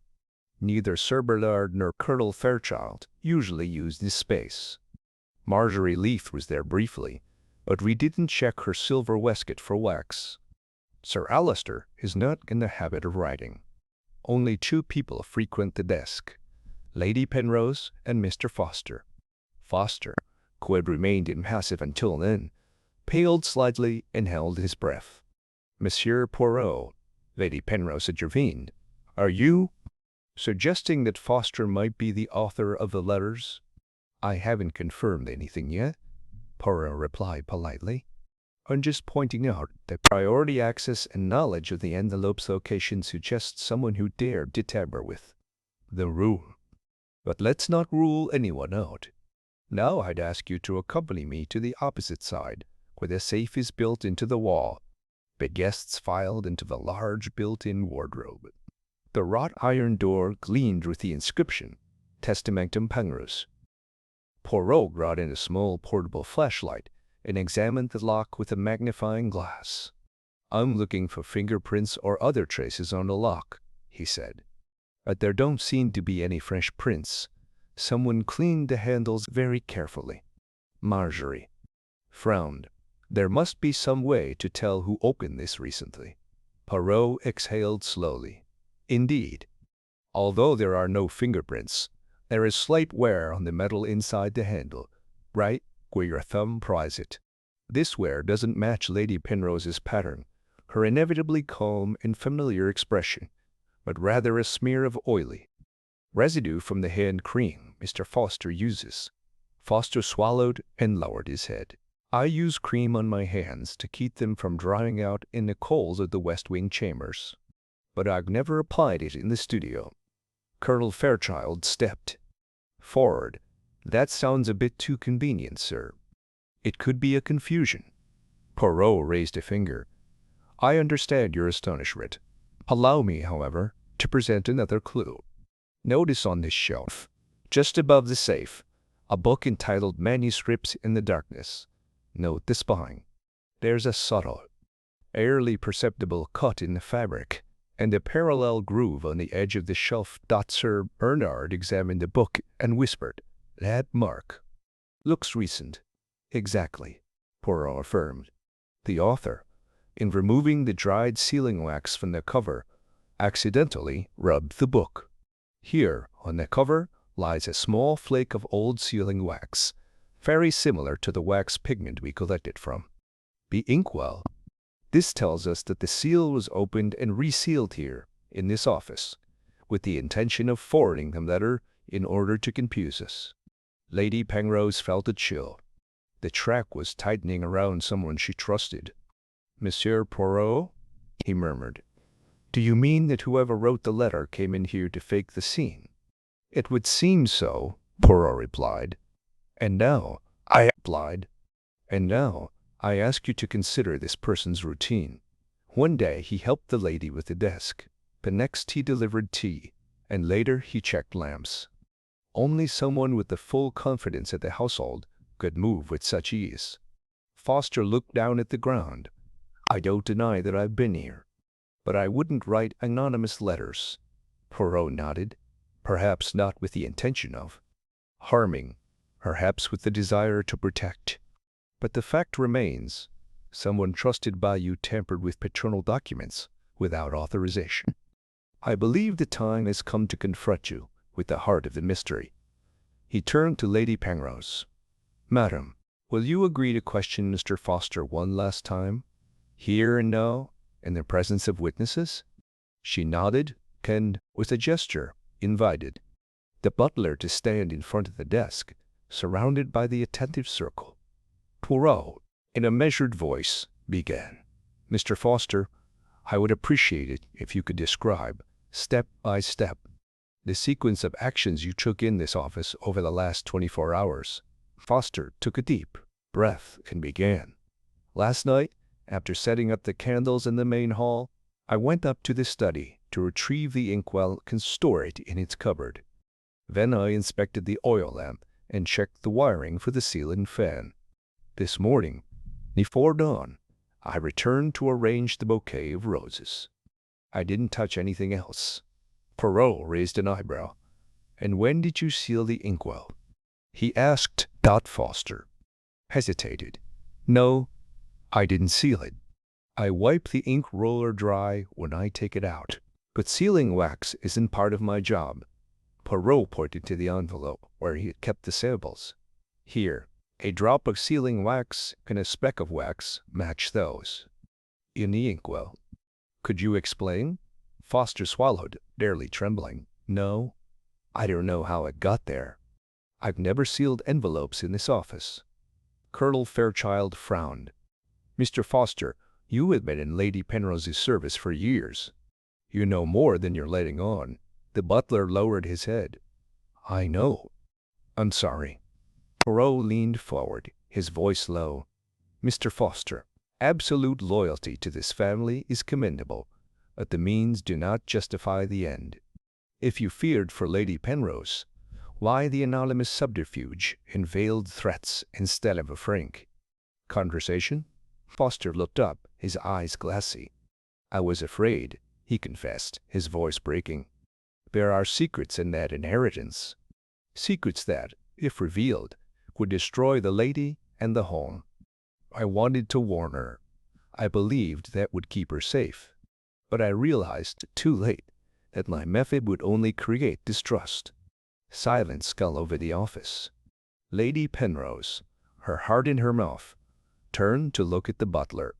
Foster, she whispered, are you saying it was you who wrote the letters? He nodded regretfully. It was me. Poirot leaned back in his chair, looking at them both. Deception was born from a love of duty, but it followed chaos. You have been discovered by the invisible traces, petal, wax, sealing wax, and a thread of truth. Now the main thing remains, to repair the broken trust. Lady Penrose placed a trembling hand on Foster's shoulder. Thank you for protecting me, even though you went astray. We'll recover the truth together. Without further ado, Poirot, with a friendly smile, concluded, that's how the little gray cells work. They uncover the threads of the most loyal mind, weaving the resolution between psychology and material evidence. The mystery is over. Now justice and, above all, redemption remain in the study. Amidst the ink and petals, the intrigue found its outcome in the act of misguided loyalty. And in the hearts of Greystone Manor, dawn brought forgiveness and renewed hope, a family united despite the deception, stronger in the clarity of the truth. Chapter 9. Justice and Redemption. Evening fell slowly over Greystone Manor, tinting the study windows where the truth had been revealed a short while earlier with gold. Silence reigned, with only the whisper of the wind against the glass to accompany the protagonists. Lady Isidora Penrose, her face still marked by the tension of Mr. Foster's confession, stood by the desk. Beside her, the butler held his head, bowed, aware of the magnitude of his mistake. Poirot, his hands clasped behind his back, watched the scene with that mixture of compassion and firmness that was so characteristic of him. "Mrs. Penrose," he began softly, "it is your right to decide how to proceed with him. However, I beg you to bear in mind the mitigating circumstance of his motivation. Love for you and loyalty to this house, however misunderstood." Lady Penrose looked up and placed a friendly hand on Foster's shoulder. "Monsieur Poirot, I appreciate your intervention." "Foster," she said, turning to him, "your confession was an act of courage and twisted loyalty. Even so, I will uphold your dignity and ensure the discretion you have always deserved." Foster's face lit up with timid hope. "Thank you, my lady." His voice was an emotional sigh.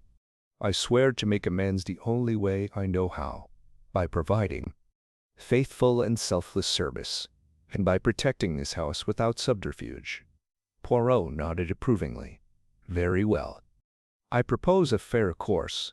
You will present your confession before a witness trusted by Lady Penrose, the lawyer Sir Bernard Huxley, and a document will be drawn up guaranteeing your position and your integrity, provided you meet certain conditions. Sir Bernard, who had remained silent, nodded and opened his leather folder to take out a blank sheet of paper. "A short notice agreement will be drawn up for Miss Penrose in case of any further questions, and a confidentiality clause will be drawn up to protect the family's reputation." He looked at Foster. "Is this acceptable to you?" Foster exhaled with relief and nodded. "That's all I want, Sir." Meanwhile, Lady Penrose turned to the rest of those present, who had remained expectant in the anteroom. "Colonel Fairchild, Miss Leith, Sir Alister," he said, "I thank you for your patience and discretion. I hope this incident will not mar the harmony of our house." Colonel Fairchild tipped his hat respectfully. "My lady, count on my unwavering loyalty." Marjorie Leith, in a softer voice than usual, added, "I'm glad everything's cleared up. I'll always be at your service." Sir Alister hugged his sister affectionately. "Thank you, Isidora, for not abandoning me. Together we'll get through this." Poirot, satisfied, sighed and took a few steps to the center of the study. "Now, please allow me a brief final report. We have ascertained that Mr. Foster, driven by fear of alleged betrayal in his father's documents, decided to warn you in his own way.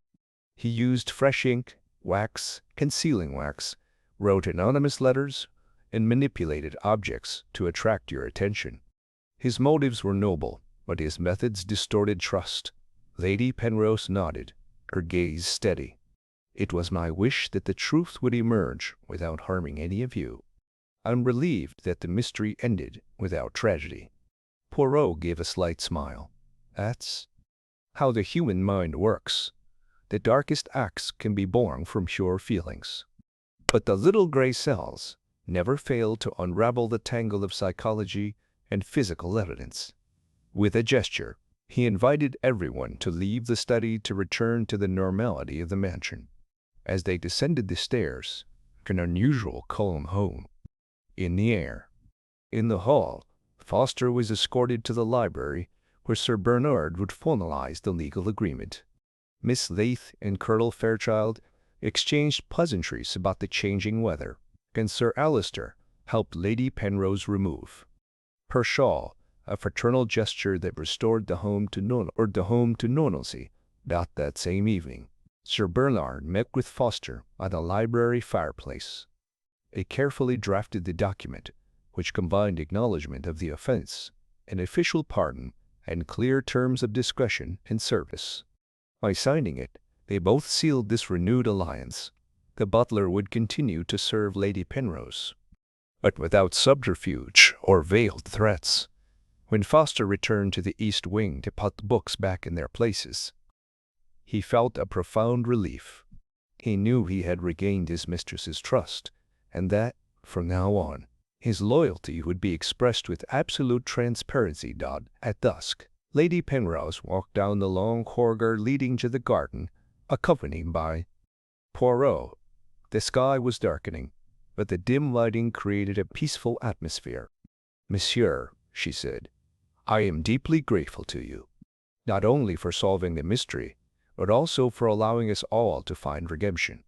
Poirot looked at her with genuine affection. "My dear lady, in the end, it's not just about finding the culprit, but about restoring moral order. The truest justice is that which leaves mutual respect intact." They stopped beside a marble bust representing the founder of the Penrose family.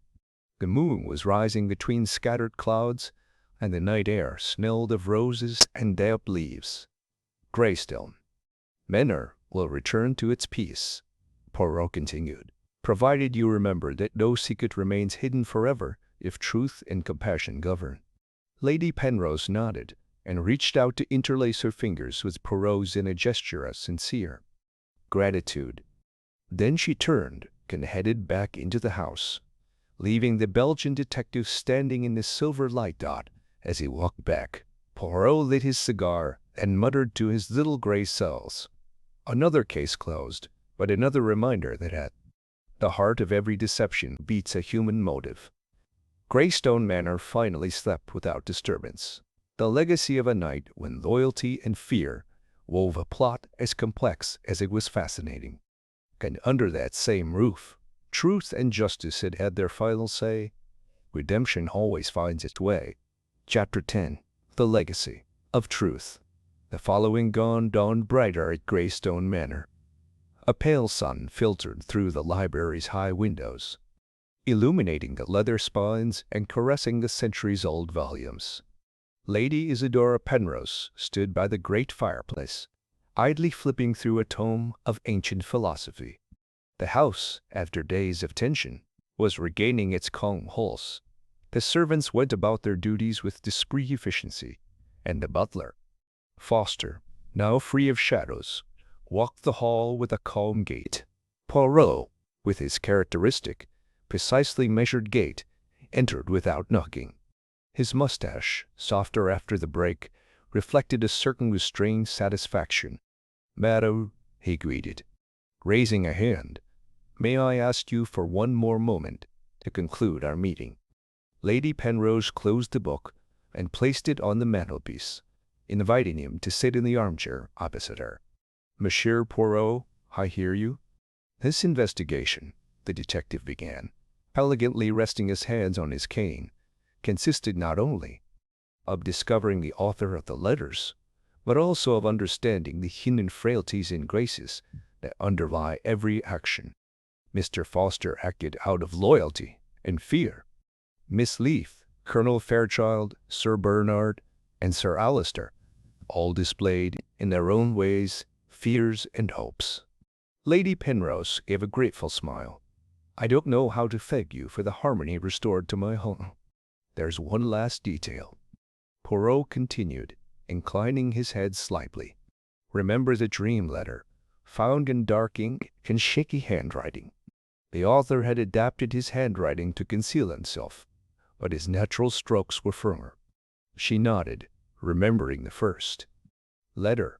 "Yes, that handwriting seemed unsure." "Exactly," Poirot replied. "I compared the first letter with the confessions Mr. Foster wrote in the legal document. The initial strokes lacked the firmness of his usual handwriting. The hesitant hand, the irregular slant of the S, and the elongated shape of the L are consistent with your morning notes, madam." "That's right," she said. "Foster writes more fluently." Poirot gave his slight, perfect triangle smile. "Thus, we have witnessed the evolution of a feeling, from devoted warmth to nocturnal bewilderment. Now the house regains its balance. But your duty as guardian of the Penrose legacy does not end here." Lady Penrose frowned slightly, puzzled. "What do you mean, sir?" "Your father's will," he replied. "You have seen in those papers clauses that, had they been executed prematurely, would have relegated the custody of the mansion to a trust. Nevertheless, your father entrusted Greystone's well-being to your judgment." She looked down at her desk, recalling her reading. "The will provides for a charitable donation of 20% of the funds, but the rest depends on my future decisions." "Exactly. And now," After this episode, you must base your resolutions on the trust you have rebuilt. Mr. Foster, at your invitation, will continue to watch over you. Marjorie, the Colonel, Sir Bernard, and Sir Alistair have all expressed their faith in the inn. You. Poirot raised his cane with a slight gesture, indicating the room. I suggest you have a light brunch in the greenhouse today. An active fellowship where everyone can share their impressions and put their suspicions aside. A light of hope shone in Lady Penrose's eyes. I think it's a wonderful idea. I'll gather everyone at noon. Poirot nodded satisfied and stood up. In that crystal oasis, he continued, laughter and kind words will purge the echoes of unrest. The little gray cells have solved the enigma, but the human heart is healed by loving gestures. With a nod, he headed toward the door. Before leaving, he turned and added, "Remember, my lady, that the truth, even if sometimes hated, is the most lasting legacy. And Greystone Manor, with your wisdom, will flourish again." Lady Penrose stood for a moment watching Poirot's silhouette as he walked down the corridor. Then she picked up her diary, noted the time for brunch, and sighed with relief. That dark chapter was over. At noon, the greenhouse transformed into a carnival of light and color. Orchids, white tulips, and exotic ferns mingled with marble tables laden with fresh juices, warm rolls, and fruit salads. The guests, dressed in light colors, smiled as the sun's rays refracted through the glass. Foster, impeccably dressed, served the dishes with renewed calm. His life offered a toast to the restored peace and bright future of Greystone Manor. Colonel Fairchild raised his glass of iced tea to Lady Penrose, whose courage and wisdom have guided us. Sir Bernard Huxley nodded, "And for the truth, which always sets us free," Sir Alistair, with an emotional look, concluded. "And for the family, in all its forms." Lady Penrose raised her glass and looked around. "I appreciate your support and discretion. May this day be proof that, together, we can overcome any shadow." The smiles multiplied, and the clinking of glasses echoed like a song of reconciliation. Poirot, from a discreet corner, watched the scene with satisfaction. His work culminated in that shared gesture, a testament to restored trust and friendship. As he withdrew, he approached Lady Penrose. "Here is the final dessert, madam," he murmured. The certainty that, under this same roof, truth and compassion join forces to sustain good.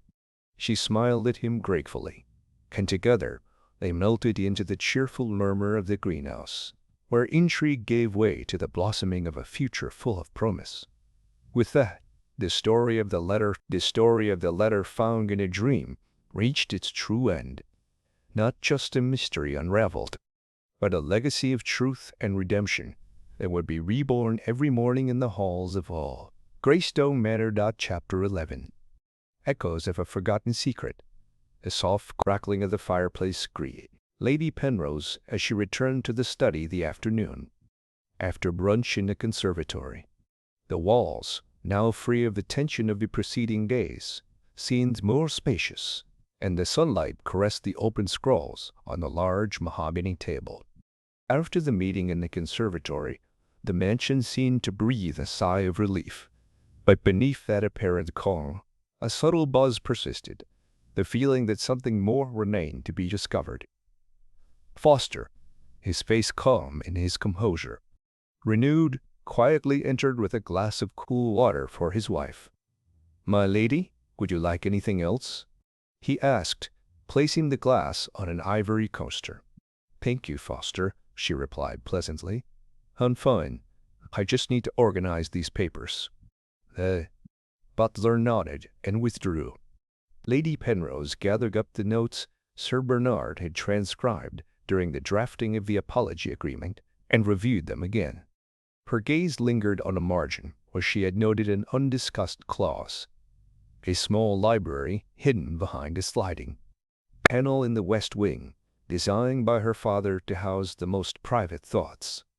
She had never explored this room, and her pulse quickened as she thought about what secrets it might hold. Determined, she sought out Poirot. She found him in the main library, leaning over a bookshelf, examining a collection of graphology treatises. When he saw her, he looked up and smiled cordially. "My dear lady," he greeted her, "I see the spark of curiosity on your face. Is there anything bothering you after our successful outcome?" Lady Penrose held the detective's gaze. "Monsieur Poirot, I've remembered something we hadn't considered. My father designed a small, secret reading room, to which few had access. I'm worried about what diaries or manuscripts he kept there. If Foster believed veiled threats would protect the house, perhaps there's also a secret in that hidden chamber that explains his fears." Poirot sat up and raised an eyebrow. "Interesting. The knowledge we treasure can be as powerful as the fresh ink on a letter. If you wish, let us investigate that hidden library together." With precise steps, the two walked toward the west wing. The main doors of the corridor finally opened, revealing the peaceful darkness of the secondary corridors. Foster was waiting for them at the threshold of the entrance to the wing. "Madam, you may pass safely. The sliding panel only opens with a mechanism housed under the ventilation grill," he explained.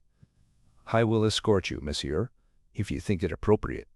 Poirot nodded, and, lantern in hand, they followed Lady Penrose to a wall hung with dark blue tapestries.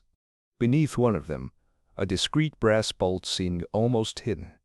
Lady Penrose carefully moved the tapestry aside, revealing a low ventilation grill. As she slid a small knob, the tapestry on the side sank, opening a circular space. "Here it is," Lady Penrose whispered. "I haven't seen it for decades." Foster moved the grate aside and shone the flashlight inside. A narrow staircase spiraled downward into the darkness. A faint scent of old books and candle wax filled the room. "My father kept his private notebooks here," she explained. "I never read them, as they were confidential. But if he described anything in them about his inheritance or night terrors, I can understand why Foster felt compelled to act his way." Cautiously, the three descended. Each stone step creaked under their feet, and the brick walls narrowed. At the foot of the stairs, a small vestibule housed an oak table with velvet-lined drawers. On it, an unlit candle lay next to a handful of yellowed leaves. Poirot lit the candle, illuminating a worn notebook held by a leather strap. "Look," he said, "at these pages." The care with which the title, "Unconfessable Memoirs," was written denotes a desire for extreme confidentiality. "Would you like to read it right here, madam?" Lady Penrose nodded, her brow furrowed with emotion. With nimble hands, he pulled out the notebook and opened it to the first page. Firm, elegant handwriting outlined words laden with intrigue. "As I approach my final years, I feel the weight of untold secrets. Greystone's fortune lies not only in its holdings, but in what its heirs don't know. Should you ever find yourself in danger, search this chamber, and you will know which course to take." Lady Penrose held her breath. That wording revealed that her father had prepared her for a greater challenge. "Monsieur Poirot," he said quietly, "what do you think he meant by danger?" The detective examined the handwriting carefully. "The warning is ambiguous, but the presence of the notebook here confirms that there was a plan to protect the inheritance. A danger might not be physical, but moral or financial. Perhaps Foster, fearing for your safety, misinterpreted these lines and acted rashly." Lady Penrose turned the pages respectfully. There were topics of secret agreements with banks, hidden clauses that reverted funds if certain conditions were met, and references to a trusted third party named only by initials. Poirot looked up. That third party, HPH, must be someone close, perhaps a relative or a lawyer. "Sir Bernard Huxley fits the initials," he said. but his own service and demonstrated coolness rule out his involvement in a plot. Rather, he is the legitimate custodian of those documents. Lady Penrose frowned. So those notebooks don't reveal a plot against me, but a plan to protect Greystone? Precisely, Poirot replied. Your father, aware of possible intrigue, created this chamber, and these memoirs as moral insurance. When he sensed someone was corrupting a line of succession, he would want you to uncover it. She nodded, grateful for the clarity. What do you propose now? Poirot sat up, carefully putting the notebook away. I believe this discovery closes the chapter on eternal secrets, but it opens another, your desire to preserve the legacy. I suggest you move these memoirs to the main office, under lock and key, with a copy in Sir Bernard's hands. That way, if any future shadow threatens Greystone, you will have your father's guidance. Lady Penrose smiled. It was the gesture of a woman embracing her complete heritage, wealth, trust, and truth. I will do exactly that, sir, he assured her. And I would appreciate it if you would accompany me to the office so I can arrange the transfer. They descended back to the mansion, the notebook in Lady Penrose's hands. As they walked through the corridor, the windows reflected her silhouette, alongside the butler and the detective. Their faces reflected the satisfaction of those who had uncovered not only a mystery, but also a new responsibility. Upon returning to the office, Foster placed the oil lamp on its rack and looked respectfully at the notebook. Lady Penrose placed it in a mahogany chest and asked Sir Bernard to seal the box with his signature dot. As Sir Bernard dutifully complied, Poirot leaned against the doorframe. Well done, he said. Now, the past has been honored and the heritage protected. What happens from here on out will depend on your wise stewardship. Lady Penrose shook her lawyer's hand and then looked at Foster. Thank you for accompanying me on this discovery. And thank you, Monsieur Poirot, for guiding me once again. The detective bowed his head. It was a pleasure, ma'am. No, Greystone. Manner possesses not only the truth of a well-intentioned betrayal, the pleasure, ma'am. No, Greystone. Manner possesses not only the truth of a well-intentioned betrayal, but also the wisdom that distinguishes it. As the evening fell into a faint twilight, Lady Penrose closed the blinds and felt, for the first time, that the weight of her future rested on the certainty of having unearthed the final secret. In the shadows of that room, a final peace was germinating, the union of truth, legacy, and the promise of a new era. Chapter 12. The Echo of the Initials. Night enveloped Greystone Manor in an unusual stillness. After sealing the unspeakable memoirs in the main office, Lady Isadora Penrose retired to her chambers feeling as if she had completed a rite of passage, learning her father's last wish and securing her family's moral legacy. However, as she ascended the main staircase, a shiver ran through her as she remembered the mysterious initials carved in that notebook. P.H. Upon reaching her room, she lit an oil lamp and sat down by the dressing table. In front of her lay an oiled portrait of her father, John Penrose, his gaze severe and his pose meditative. Were those initials simply hers and Sir Bernard Huxley's? Or did they allude to someone else? A secret friend? A confidant who now lay in the shadows, watching? Determined to clarify this mystery, she took out her personal diary and wrote a heading with a fine pen. Hypotheses about H.P.H.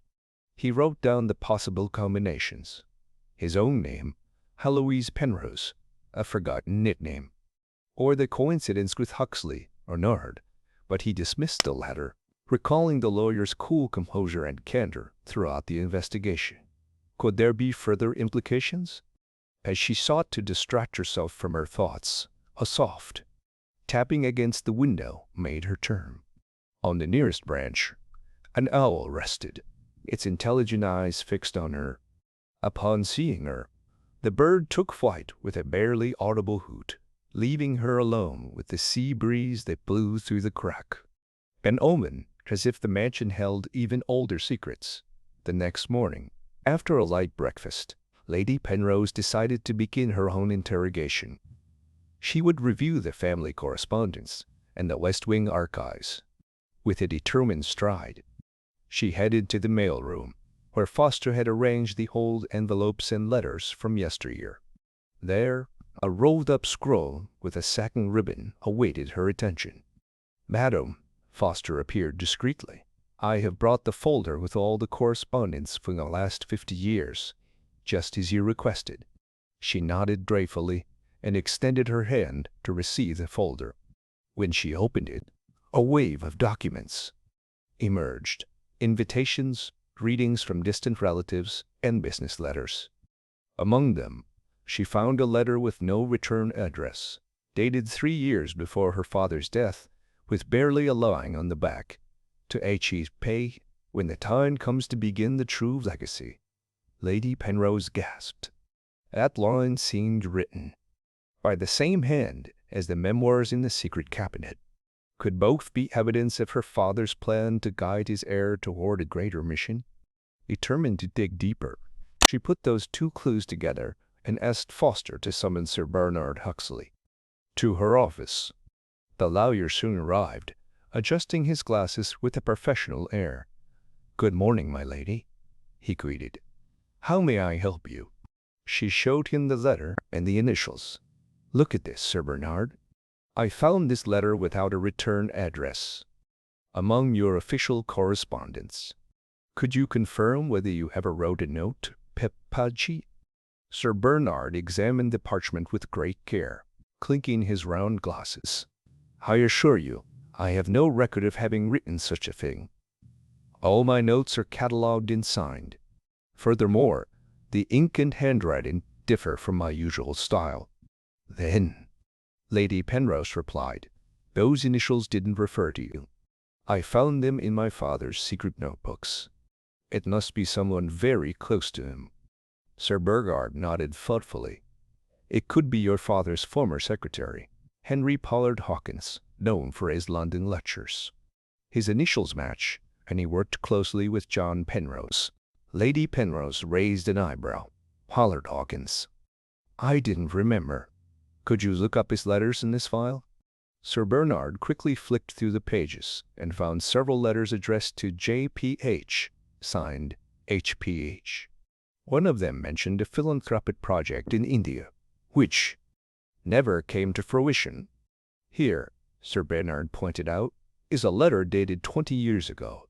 The Greystone Hawkins Foundation will be the legacy that transcends walls and manuscripts. Signature H. Pecht." Lady Penrose smiled with suppressed emotion. "So Henry Pollard Hawkins was my father's confidant and co-founder of an unfinished charity. My father entrusted him not only with his material inheritance, but also with the social mission of Greystone Manor." The two exchanged glances. They understood that this project was the missing piece of the puzzle. Poirot's investigation had solved the mystery of the letters, and she herself had just unearthed the key to the family legacy. A charitable foundation that, inspired by the mansion's values, was to be revived. "We must re-establish the foundation," Lady Penrose concluded. "I will put Sir Bernard in touch with Pollard Hawkins's office to reactivate the statutes." "I think it's an admirable plan, my lady," he replied. "You will bring your father's true will to life." With a firm step, Lady Penrose asked Foster to prepare a mobile office with papers and ink. While Sir Bernard drafted the reactivation letter, she gazed out the window at the sea horizon. The waves crashed firmly against the cliffs, inviting her to keep alive the promise of help and justice. That afternoon, after sealing and mailing the letter to London, Lady Penrose allowed herself a moment of rest on the terrace. As dusk fell, she noticed the owl again perched on the balustrade, as if approving her resolve. Her heart fluttered with the knowledge that, from now on, Greystone Manor would become not only a bastion of family secrets, but a beacon of hope for those who needed it most. Upon returning to the study, Foster found her leafing through the foundations. Original bylaws. In a soft voice, she chimed in. Madam, the first mail from London will arrive tomorrow. I'm sure Pollard Hawkins will be willing to cooperate. Lady Penrose nodded. Thank you, Foster. Thank you for helping me find this new purpose. With the last light of day, she felt more in control of her destiny than ever. She had put an end to the mystery of the letters, revealed the secret of the hidden cabinet, and now she was embarking on the path to honor her family's social legacy. In the echo of those initials, H was not only a confidant from the past, but a bridge to a fruitful future. As she closed the statute book and extinguished the lamp, Lady Penrose knew her work was just beginning. Greystone Manor, beyond its imposing structure, now pulsed with renewed purpose. And as the owl took flight into the night, John Penrose's legacy came alive in his daughter's hands. Stewardship, truth, and a commitment to humanity. Chapter 13. The message from London. Morning arrived shrouded in mist over Greystone Manor, casting a silvery sheen over the garden. Lady Isadora Penrose descended into the study with a determined stride and found a sealed envelope bearing the emblem of the Pollard Hawkins and Company firm on the table. Her heart raced. This was the first official message confirming Henry Pollard Hawkins's willingness to reactivate the Greystone Hawkins Foundation. With trembling hands, he broke the seal and unfolded the letter. Greystone Manor, July 8, 1923. Dear Lady Penrose, I have received with pleasure your request to reactivate the Greystone Hawkins Foundation. I have received with pleasure your request to reactivate the Greystone Hawkins Foundation in honor of my dear friend John Penrose. I confirm my willingness to collaborate and will initially elaborate on the following points. 1. Seed capital. We have the original funds deposited in London in your name, ready for transfer. 2. Updated statutes. Attached is a draft with management clauses, charitable objectives, and accountability mechanisms. 3. Oversight Committee. I will propose the inclusion of 3 independent board members, a representative of the local church, an education expert, and a trusted banker. 4. Official launch. I suggest organizing a public event at Greystone with guests from the region and local press to announce the reopening of the foundation. I remain at your complete disposal to finalize details and receive orders according to your vision. Was my greatest consideration. Henry Pollard Hawkins Lady Penrose exhaled and smiled gratefully. That response not only closed a chapter, but also opened a new path of social purpose. Without wasting a moment, she summoned the butler, Foster, and the lawyer, Sir Bernard Huxley, to review the draft bylaws and coordinate the opening ceremony. In the library, Sir Bernard clasped the letter in one hand and adjusted his glasses before speaking. The proposed statutes include very broad goals: support for rural education, assistance to veterans' widows, and scholarships for medical students. We can refine the focus to reflect your father's interests. Lady Penrose nodded. My father, as you know, valued the education of girls and the care of the destitute elderly. I want the foundation to begin with a night school for women and a small medical dispensary in the nearby village of Whitcoe. Very well, Sir Bernard replied, taking notes. I'll amend the clauses from general support to establishment of a night school for women and establishment of a medical dispensary under the supervision of certified professionals. Butler Foster, who was watching from the side, stepped forward respectfully. My lady, I could speak with Mrs. Fletcher, the retired teacher in town, about hiring her to be the school's principal. I also know Dr. Merrick, who could head the dispensary. Lady? Penrose smiled. Perfect, Foster. Arrange a meeting with both of them. I want us to bring them on board before we announce it publicly. That same afternoon, Lady Penrose welcomed Miss Fletcher and Dr. Merrick into the conservatory. The silver-haired, bright-eyed teacher carried a leather satchel containing educational projects.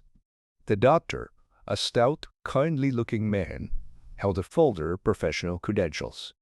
Foster served tea and small sandwiches while Lady Penrose explained the plan. It's about creating a night school where the village women can learn reading, writing, and arithmetic, he explained, and a dispensary to treat common illnesses with basic medications and first aid. Miss Fletcher nodded excitedly. I've dreamed of something like this since I retired my desks. We can start with a classroom in the old parish house, which is unused. I can teach 3 nights a week, Dr. Merrick smiled, and the dispensary can operate in an adjacent room. I have a volunteer nurse, Miss Hammond, who has already expressed her willingness to help. We will provide essential medicines and basic hygiene training. Lady Penrose felt hopeful. Then, with your agreement, we'll formalize the foundation this weekend, and I'll hold a launch event. We'll invite local clergy, Dorchester Press, and dignitaries from the region. That night, as the moon rose over the cliff, Lady Penrose returned to her chambers. She opened her diary and wrote, "Today I felt the incredible power of transforming a father's intentions into tangible action. The foundation will be reborn, thanks to the dedication of Miss Fletcher and Dr. Merrick, with the blessing of Foster and Sir Bernard. My work as guardian of this legacy has only just begun." As she closed the newspaper, she heard a faint creak in the corridors. She thought she recognized furtive footsteps, and for a moment thought the former restless messenger had returned. She stood up, adjusted her shawl, and left the room. Foster was waiting for her on the landing, his expression serious. "My lady, I see concern on your face. Has something happened?" Lady Penrose shook her head gently. "It's nothing serious, Foster. I just thought I heard footsteps in the hallway, but it's probably the wind or a servant preparing breakfast. Good night." Foster nodded, but his eyes reflected some doubt. The next morning dawned clear and warm. In the main drawing room, Lady Penrose, Sir Bernard, and Foster were reviewing the preparations for the opening ceremony. White and silver pennants, corrected invitations, and a list of attendees. At the entrance, Colonel Fairchild and Miss Leith arrived punctually, eager to help. "My lady," said the colonel, "I have arranged for several former soldiers from the village to attend and give a short speech on the importance of charity." "Thank you, Colonel," Lady Penrose replied. "And Miss Leith, have you confirmed with the local press?" Miss Leith nodded. "The Dorchester Gazette will send a reporter and a photographer. They promised an article highlighting your project. Everything was in order." Foster helped Lady Penrose adjust the ribbons of the bouquet that would crown the head table, while Sir Bernard finalized the agenda. Even so, a strange sense of anticipation hung in the air, as if someone were waiting in the shadows to sabotage the event. "My lady," Foster whispered, "I just received a package dated this morning. There's no return address." Intrigued, Lady Penrose acted prudently and told the butler to open the package while wearing gloves. Inside, she found an old photograph, a portrait of John Penrose with an unknown man, both smiling near what appeared to be a field hospital. On the back, handwritten initials, J.P. and H.P.H., 1905. Lady Penrose took the photograph carefully. "It's John Penrose with Pollard Hawkins, I suppose," he said. "But it's surprising to see them together in the hospital. What does this mean?" Sir Bernard approached. 1905 were years of medical volunteering during the floods in Somerset. They both worked there to set up a temporary hospital. Perhaps that experience cemented the idea of combining education and healthcare at their foundation. Miss Leith smiled. "This will enrich our inaugural address.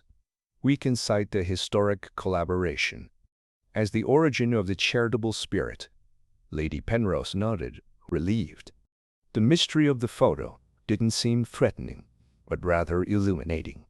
Yet the thought persisted in her mind that someone had sent it with a conscious purpose, to reinforce the importance of her project and remind her and the others of the profound connection between past and future. At 10 o'clock in the morning, guests began arriving at the greenhouse, which had been prepared for the launch. A cordial and expectant crowd took their seats under the glass arches. Colonel Fairchild opened the ceremony with a brief military salute. Miss Fletcher spoke about the educational objectives, and Dr. Merrick described the dispensary's functions. When Lady Penrose's turn came, a reverent silence fell. He stepped onto the improvised platform, his voice clear and emotional. Today we celebrate not only the revival of the Greystone Hawkins Foundation, but also the continuation of a legacy of service. My father, John Penrose, along with Henry Pollard Hawkins, believed in the power of education and health as pillars of a strong community. Thanks to your support, we will make that vision a reality. At the end of his speech, the crowd applauded enthusiastically. Sir Bernard unfurled the parchment with the updated statutes, and Sir Bernard unfurled the parchment with the updated statutes, and Lady Penrose, honoring tradition, tore a white and silver ribbon adorning the large central table. As the cheers continued, Lady Penrose noticed a distinguished-looking man in the front row, wearing a felt hat and with a penetrating gaze. His lips parted in a small smile. The face seemed vaguely familiar, and the initials, HABE, seemed to come alive in his eyes. The man raised his hand and greeted her with a discreet gesture. When the event concluded and the guests dispersed to socialize, Lady Penrose approached the gentleman. "Forgive my boldness, but your presence seems strangely familiar to me." Man looked at her politely and, tipping his hat, said, "Lady Penrose, allow me to introduce myself. I'm Henry Pollard Hawkins. I'm delighted to finally meet in person the visionary who's bringing to life the project my friend and I began so many years ago." That moment, Lady Penrose realized that the initials had not only guided her search, but had now brought her this real HBH, ready to walk alongside her in this new chapter. And in the murmur of the greenhouse, the echo of a forgotten secret transformed into the promise of a shared future. Chapter 14. Shadows in the Foundation. At dusk, the greenhouse was empty after the brilliant opening ceremony. The last light of day faded against the glass, and the floral arrangements lay silent. Lady Isadora Penrose stood for a moment in the center of the room, recalling the excitement shared just hours before. Miss Fletcher's words, Colonel Fairchild's solemnity, and the triumphant presence of Henry Pollard Hawkins. However, as she looked at the floor, she noticed something strange next to one of the metal supports. A small, torn and crumpled piece of paper. He bent down to pick it up, shining the flashlight on his wristwatch onto it. The fragment still held only a single line written in shaky handwriting. "Not all that glitters is." The rest of the sentence had been torn out. Lady Penrose frowned, aware that the fragment had not come from official Foundation correspondence. She looked up, and, behind the fogged glass, saw Foster's shadow moving away toward the main house. "Foster," he called softly, "could you come here for a moment?" The butler stopped, returned quickly, and assumed a respectful expression. "Lady, is something wrong?" "I found this," she said, handing him the piece of paper. "It's not from any document we've seen. It looks like part of a larger message." Foster inspected the fragment and nodded gravely. "Written in old ink, perhaps from one of your father's notebooks. It could be a wind-blown note, or—" he hesitated, a deliberate warning. Lady Penrose put the piece in her dress pocket. "Thanks, Foster. Let me know if you find anything else. Good night." The butler bowed his head and withdrew. Lady Penrose took a step toward the door, but before reaching it, She paused and remembered Pollard Hawkins's mysterious greeting. Was someone outside the circle trying to disturb the newly established peace? Determined, she returned to the main office, where Sir Bernard Huxley and Dr. Merrick were still finalizing logistical details. He stood up when he saw her arrive. "My lady, I thought you'd be celebrating." The lawyer smiled. "Did everything go well?" "Apparently so," she replied. "But I found a crumpled fragment of a note in the greenhouse. Just a single line, incomplete. I don't know if it's inconsequential, but I'd rather investigate it now." Dr. Merrick frowned at her words. It could be the work of village children playing. But he added cautiously, "The ink seems to be the same as that used in the secret notebooks." Lady Penrose narrowed her eyes. "Exactly. And I don't want anyone to make a mockery of the legacy we've recovered. Sir Bernard, could you meet with Foster to review the notebooks and look for any similarities?" "Of course," the lawyer agreed. "We'll get to it right away." As Sir Bernard left the office and Dr. Merrick raised his lantern to escort him, Lady Penrose sat down in her favorite armchair. The tore-out page might not have meant anything, but the little gray cells whispered to her that no detail was trivial. She closed her eyes for a moment and reviewed the day. The applause, the greetings, a moment when Pollard Hawkins shook her hand, his eyes twinkling. Had that gesture concealed a hint of urgency or concern? Outside, a gentle wind swayed the branches in the garden. Lady Penrose sat up and walked over to the desk where her father's notebook was kept. With steady hands, she took out a blank sheet of paper and wrote, "Fragment found in greenhouse. Possible warning or game. Check ink and handwriting." The faint scratching of a quill on paper seemed to resonate louder than usual. Dusk had fallen, and with it, a new uncertainty. After the Foundation's luminous reopening, a veiled hint reminded her that echoes of the past could return disguised as shadows. Lady Penrose picked up her note, closed the book, and promised herself to be vigilant. A legacy as ancient as Greystone deserved to be guarded with right and zeal. And in the dimness of the office, the inheritance pulsed once again, ready to face any challenge the night threw its way. Chapter 15. Shadows. Behind the paper dawn at Greystone Manor slipped by amidst the whispers of the wind and the distant lapping of waves against the cliffs. Lady Isadora Penrose had barely slept. The incomplete line she'd found the night before floated in her mind, like a veil that prevented her from seeing clearly. "All that glitters is not—" What? How did that message continue? Curiosity, fueled by instinct, urged her to find the answer at dawn. He made his way to the main office before anyone else was awake. There he found Sir Bernard Huxley and the butler Foster examining the secret cabinet notebooks laid out on the table, wearing white gloves and small magnifying glasses. "Madam," Sir Bernard greeted her upon seeing her enter, "we have located several pages torn from your father's journals.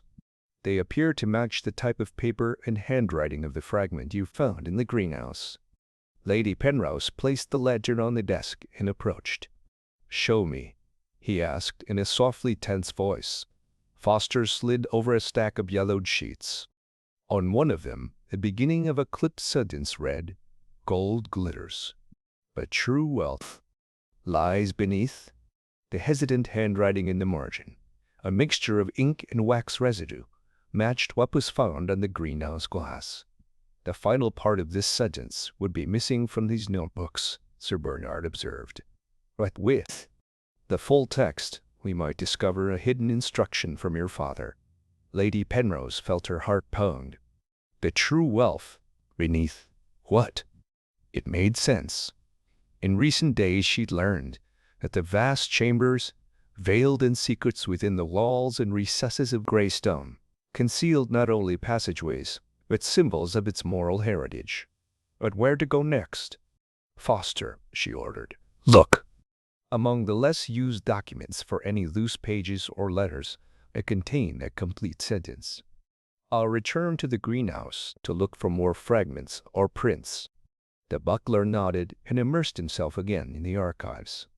Lady Penrose took her lantern and walked briskly to the greenhouse. The morning sunlight cast geometric shadows between the metal supports and the remnants of the opening ceremony. A folded napkin, a dried petal, shoe prints on the stone floor. Carefully, he checked every corner, under the arches, next to the empty flower pots, and on the windowsill. Suddenly, a piece of paper peeked out, half hidden under a wrought iron bench. He bent down and extracted the fragment with gloves. It was the continuation of his sentence. "Lies under the threshold where the moon does not shine." Lady Penrose held her breath. "Old where the moon does not shine." Lady Penrose held her breath. The second part completed the enigmatic message. Now she knew her father had left a clue. She was to look for something under the threshold where the moon is not showing. What threshold? Perhaps the one with the secret cabinet. The moon barely illuminated the night. Perhaps the next step was into that passage itself. He put the paper in a neat envelope and hurried back to the office. When he arrived, he found Sir Bernard and Foster comparing sheets of paper under the lamp. "I think we've got the whole phrase," she announced. "All that glitters is not gold, but true riches lie beneath the threshold where the moon does not shine."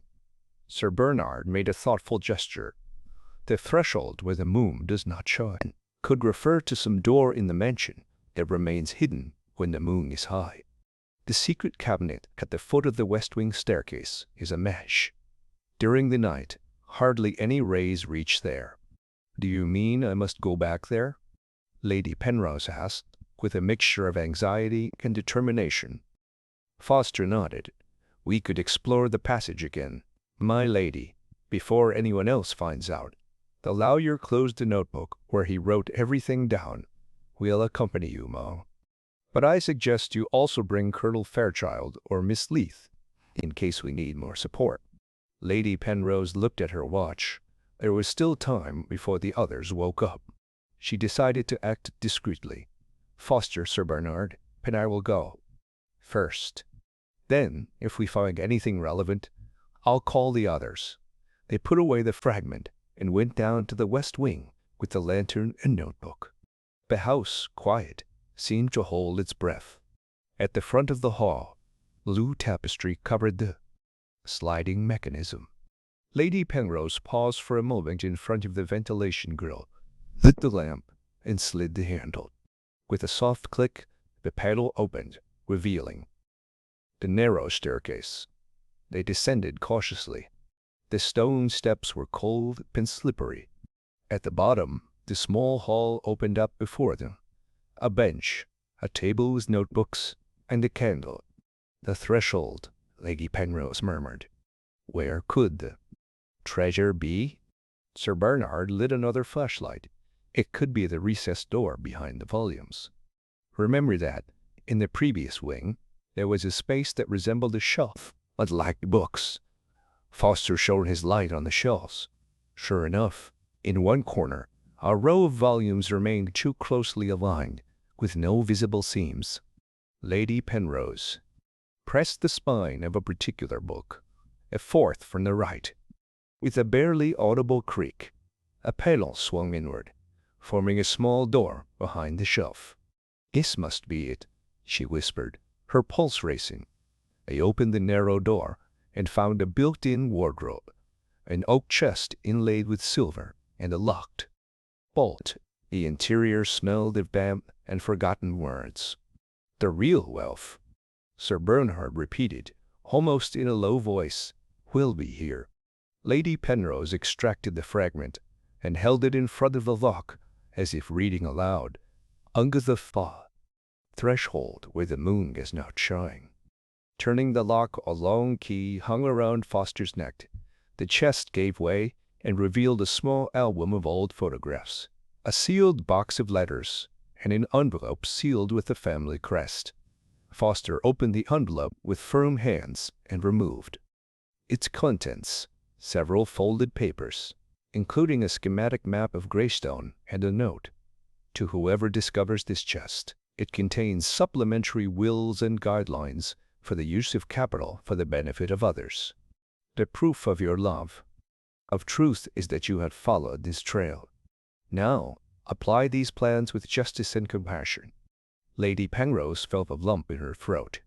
It wasn't gold or jewels her father was leaving behind, but the tangible manifestation of his moral legacy.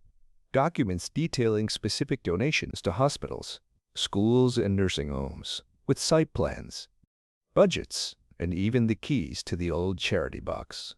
"This transcends everything," she murmured. "It's not just the foundation, but my father's entire project, the posthumous guide to ensuring the region's well-being." Sir Bernard added in a deep voice, "We'll have to review these guidelines and adapt them to our current circumstances. But first, I must catalog all of this and ensure its safekeeping." Lady Penrose nodded, suppressing the emotion it welled in her eyes. "We'll do it together," he said. "And when the time comes, I'll share this discovery with those I love. Hercule, Miss Leaf, Dr. Merrick, and of course, Henry Pollard Hawkins."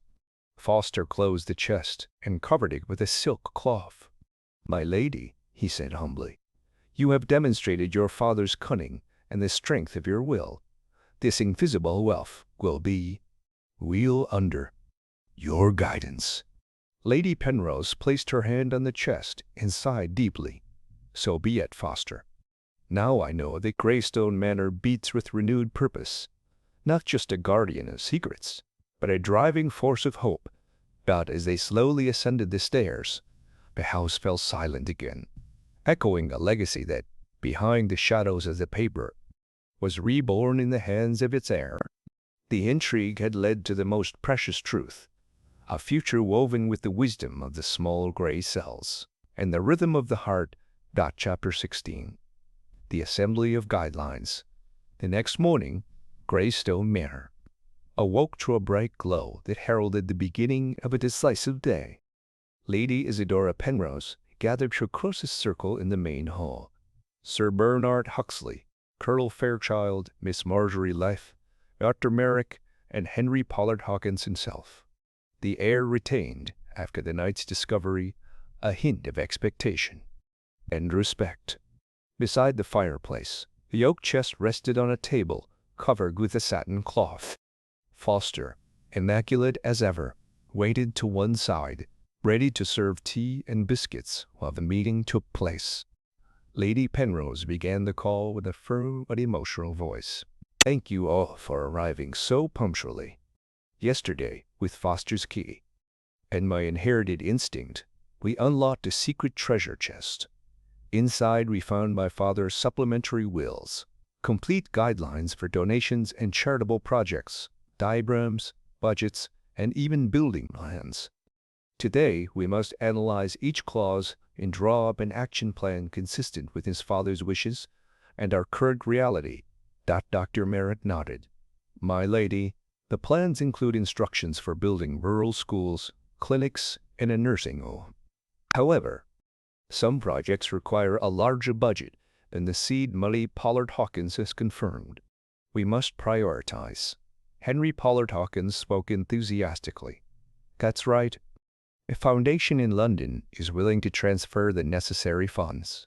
But the key is to distribute them wisely. The night school, the dispensary, and the asylum are three interdependent pillars." Sir Bernard, who was leafing through the documents with a magnifying glass, looked up. "I've detected something. An instruction mentioning a therapeutic rest garden next to the dispensary." "We didn't discuss that." Marjorie Leith frowned, remembering the notebooks. "I remember my father mentioning an outdoor healing space in his notes, but I thought it was merely a landscaping decoration. Nothing in her memoirs was ornamental." Lady Penrose countered. Every word was thoughtful and purposeful. "Including a garden of rest might enhance the recovery of the sick. Dr. Merrick, what do you think?" He nodded clearly. "I agree. Exposure to light and fresh air is beneficial for mental and physical health. We can allocate an area adjacent to the dispensary, perhaps using part of the land in front of the church. Colonel Fairchild, who was standing by the windows, approached. I know those grounds well. We could mark windows. Approached. I know those grounds well. We could mark paths and benches according to your parents' original plan. I could oversee the reconstruction. Lady Penrose smiled at them. Excellent. Ben will include the rest garden in our initial plan. Sir Bernard, pointing to a section of the supplementary statutes, added, there's a clause regarding an emergency trust that is activated if any of the institutions runs out of funds. It's a very clever safety mechanism. We need to understand this clearly, Miss Leith intervened. We can't be bound by clauses that block operations if, for example, the night school requires more investment than anticipated. Pollard Hawkins took vigorous notes. I propose adapting the clause, leaving the trust as a backup fund, but providing for the possibility of additional voluntary contributions and a rotating financial committee to approve disbursements. Lady Penrose nodded. Very well. Sir Bernard, could you draft the amendment? The lawyer settled in and began typing a brief addendum. Meanwhile, Foster served tea and almond biscuits. The atmosphere became less tense. The wheels of action were beginning to turn. After a while, Sir Bernard read aloud, Clause 9 bis.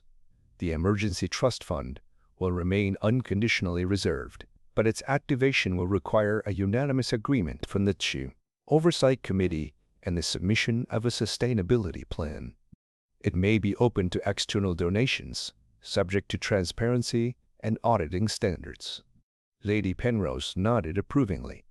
Perfect. With this, we ensure flexibility and compliance with my father's wishes. Henry Pollard Hawkins then took out of his briefcase an envelope sealed with blue wax, identical to the original letters. My lady, I have brought the letter your father sent me years ago, addressed to G.H. In it, he described his wish that, when times change, leadership would pass into the hands of the most capable heir. I believe it is your turn to lead this phase of the foundation. With great delicacy, Lady Penrose broke the seal and read in a low voice, To my if one day my voice cannot guide you, remember that greatness lies in serving with a heart. I trust in your courage to face challenges and in your wisdom to protect the vulnerable. A reverent silence enveloped the room. Lady Penrose looked up, her eyes shining. I've met my first challenge, uncovering these documents and organizing the reactivation. But I know there will be obstacles, political decisions, local resistance, and perhaps even someone who doesn't want the Foundation's best interests at heart. Colonel Fairchild fixed his gaze firmly. No one in this house will fear for the safety of the Foundation as long as I can lend my support. Marjorie Leith smiled determinedly. And I'll be in charge of the educational logistics, recruiting additional teachers, and creating the curriculum. Dr. Merritt bowed. I will prepare the clinic for its opening and coordinate with neighboring hospitals to provide practical training for apprentices. Henry Pollard Hawkins put his hand on Lady Penrose's shoulder. And I will secure the resources in London and establish the network of benefactors. Sir. Bernard rose to his feet. So, my lady, we have a clear plan. All that remains is to sign the founding document and entrust Foster with the safekeeping of these documents and keys. Lady Penrose took the original Greystone Hawkins Foundation charter, covered with the heraldic seal, out of her purse. With an antique quill pen, she signed it with a firm, authoritative hand. One by one, those present signed as witnesses. With the document sealed, Lady Penrose raised her voice. I hereby establish the new Greystone Hawkins Foundation, with revised bylaws and supplemental guidelines to guide our work. May the spirit of my father and Henry Pollard Hawkins inspire us always. A brief, heartfelt applause rippled through the room. Beyond the ceremony, something had changed. The intrigue had transformed into a pact of solidarity. The safe was closed and deposited, locked, in the vault next to the office. Foster took care to keep the keys in his inside pocket, where he would always guard them faithfully.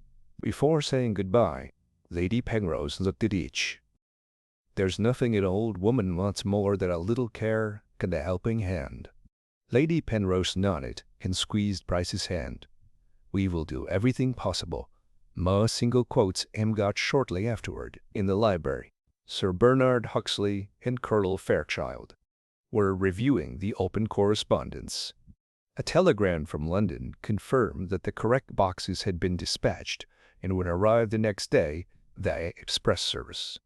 It also reported an additional shipment of syringes and sterile alcohol. Sir Bernard raised the telegraph with a smile. "This is the message we were expecting. Sending completed. Expected receipt within 24 hours. We apologize for the initial delay." Colonel Fairchild patted the lawyer on the shoulder. "Good work, sir. Now we can say with certainty that the dispensary will run smoothly." At that moment, Foster walked in, slowly holding an unstamped envelope written in the same dark ink they had found on the initial letters. "My lady," he announced softly, "I just found this on the threshold of the dispensary." Lady Penrose took it and read aloud. "True help is not just saving bodies, but healing souls. Remember who watches from the shadows." A murmur of concern ran through the room. The anonymous and brief line didn't pose a direct threat, but it implied that someone was watching the Foundation's every move and doubting its intentions. Lady Penrose put the paper away resolutely. "The work continues, but we will not allow whispers to deviate us from the path. Every step we take will be guided by the light of truth and the hand of compassion." Sir Bernard nodded. Colonel Fairchild clenched his fist resolutely, and Foster remained silent, his gaze fixed on the ground. Outside, the sound of hurried footsteps indicated that new tasks awaited Greystone Manor, and as the Foundation gathered strength, the shadows of the previous night lingered, reminding us that the true battle, sometimes, was fought not against visible enemies, but against the doubt that lurks in the hearts of those who wish to help. Chapter 19. The Revelation of Shadows. That night, Greystone Manor dozed beneath a blanket of low clouds, as if holding its breath before the final outcome. Lady Isadora Penrose had gathered the small group in the main library. Hercule Poirot, Sir Bernard Huxley, Colonel Fairchild, Miss Marjorie Leith, Dr. Merrick, and discreetly, Foster. The large clock was softly chiming. Only a few minutes remained before the last veil of uncertainty was dispelled. "Madam," Poirot began, with his usual emphasis, "we have followed every lead together, from the dream letter to the secret chest, to the evidence of these little gray cells in the office and the cabinet. But it remains to be discovered who uttered, on the eve of our founding, those veiled warnings. If the medicines don't arrive, the garden will wither, and true help heals souls." Those present exchanged glances. There was kindness in his actions, but also someone who feared the common good. "Monsieur Poirot," Lady Penrose asked firmly, "do you have any clue as to the author of these threatening whispers?" Poirot raised a hand, asking for calm. "Let's reconstruct the scenario. The first message was brought to the office by someone with night access, but even Mr. Foster confessed to having placed the letters with a noble purpose. Then, the fragments that would lead to your hidden chamber," he said, pointing to the locked chest. "Finally, the warnings about antiseptics and the garden's healing capacity chiseled two urgencies: fear of health failure and community demoralization." He turned to Dr. Merrick. "Doctor, you know how much control Mr. Hollingsworth, the Dorchester pharmacist, had over the local supply of medicines. He unwittingly competes with the Foundation. His business would be seriously affected by our free dispensing." Dr. Merrick swallowed. "That's true." Hollingsworth expressed some hesitation when I suggested we open. He was afraid of losing customers. Poirot nodded and turned to Colonel Fairchild. "Colonel, you went to the town and saw the boxes being held. Did you notice if anyone at the pharmacy seemed nervous or over-listened to the conversations?" The colonel reflected. "I saw Mr. Hollingsworth standing in the doorway of the pharmacy, his face somber. When I asked about the detour and the delay, he gave me vague answers, but the set of his shoulders and the tight brow betrayed a deeper concern." Poirot remained silent and approached Miss Leith. "Miss, you coordinated the logistics and had contact with the press. Is there anything in the correspondence from the Dorchester Gazette that refers to external pressures?" Marjorie nodded. "We received an anonymous call to delay coverage until we ensured the health of the public image. I suspected the pharmacy. The call sounded similar to the texts, but I had no proof." Poirot clasped his hands behind his back and took a few steps. "Now, consider the last note. Healing souls. Who, beyond a simple merchant, would fear that our garden would heal the wounds of the body, hang off the spirit?" Lady Penrose tilted her head, remembering Pollard Hawkins's stiff expression the night before. But she ruled out the co-founder. He had contributed funds and enthusiasm without hesitation. That left only the pharmacist, someone who profited from illness and, seeing his clientele in danger, had turned saboteur. With a gesture, Poirot invited Colonel Fairchild and Foster to bring the pharmacist before them. Fairchild discreetly withdrew to the anteroom. In a few minutes, he returned escorting Mr. Arthur Hollingsworth, a middle-aged man with courteous gestures but a cloudy gaze. Lady Penrose stepped forward. "Mr. Hollingsworth, I ask you to be honest. Did you send those notes and delay supplies to protect your business?" Hollingsworth swallowed and lowered his head. I didn't mean to harm the foundation name. I was just afraid our free donations would overshadow my pharmacy and hurt my family. That's what led you to intercept the crates and threaten to destroy the therapeutic garden?"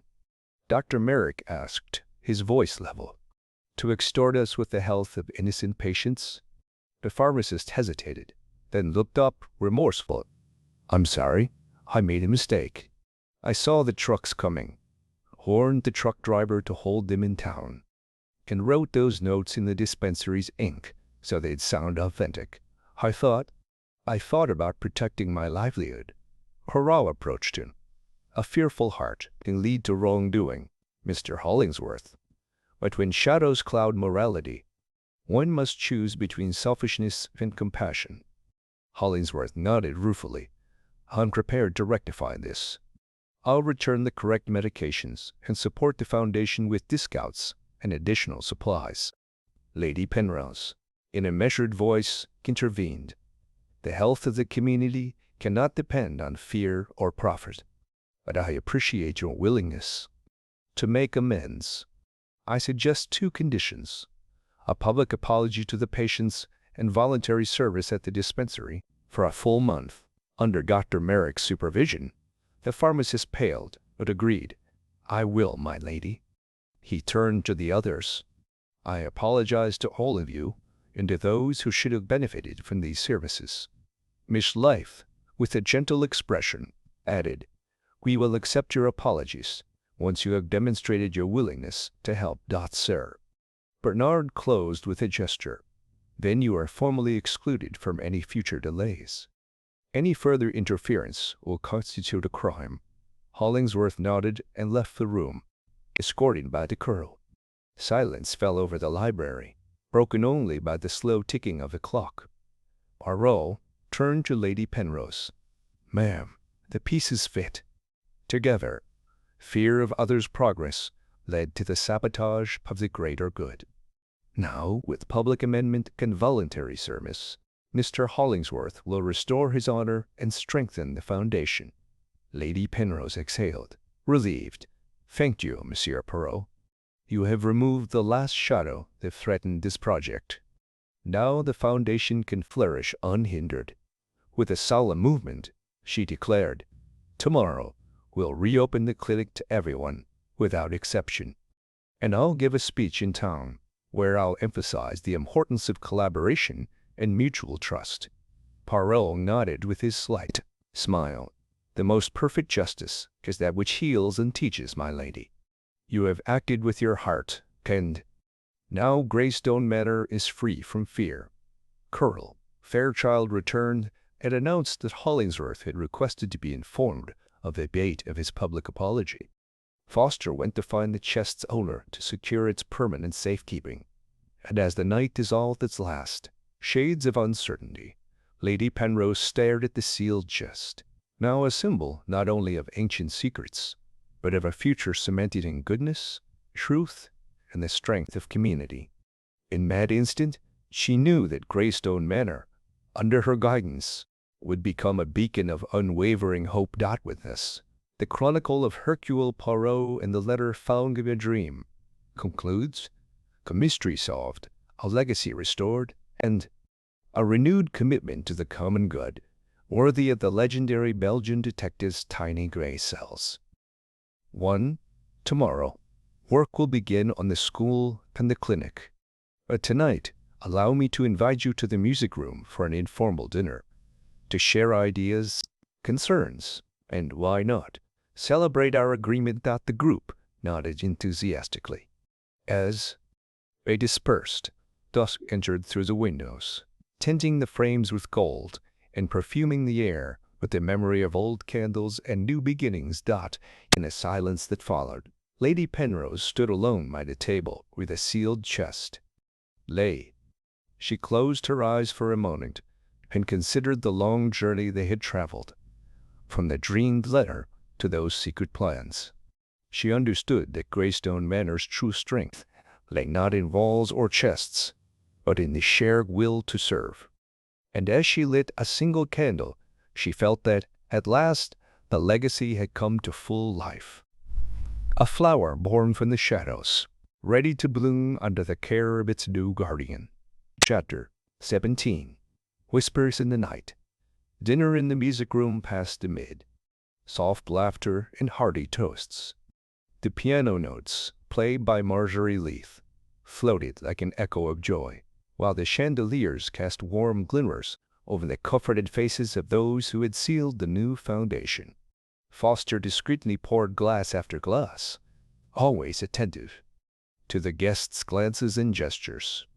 At the end of dessert, Lady Penrose raised her glass of gooseberry wine and toasted, "For the Greystone Hawkins Foundation, for my father's spirit of service, and for the collaboration of each and every one of you." The diners gently tapped their glasses together, and for a few moments the past seemed to dissolve into a collective promise of the future. However, as the murmur subsided, Lady Penrose noticed that Henry Pollard Hawkins remained silent, his gaze fixed on a large window overlooking the night garden.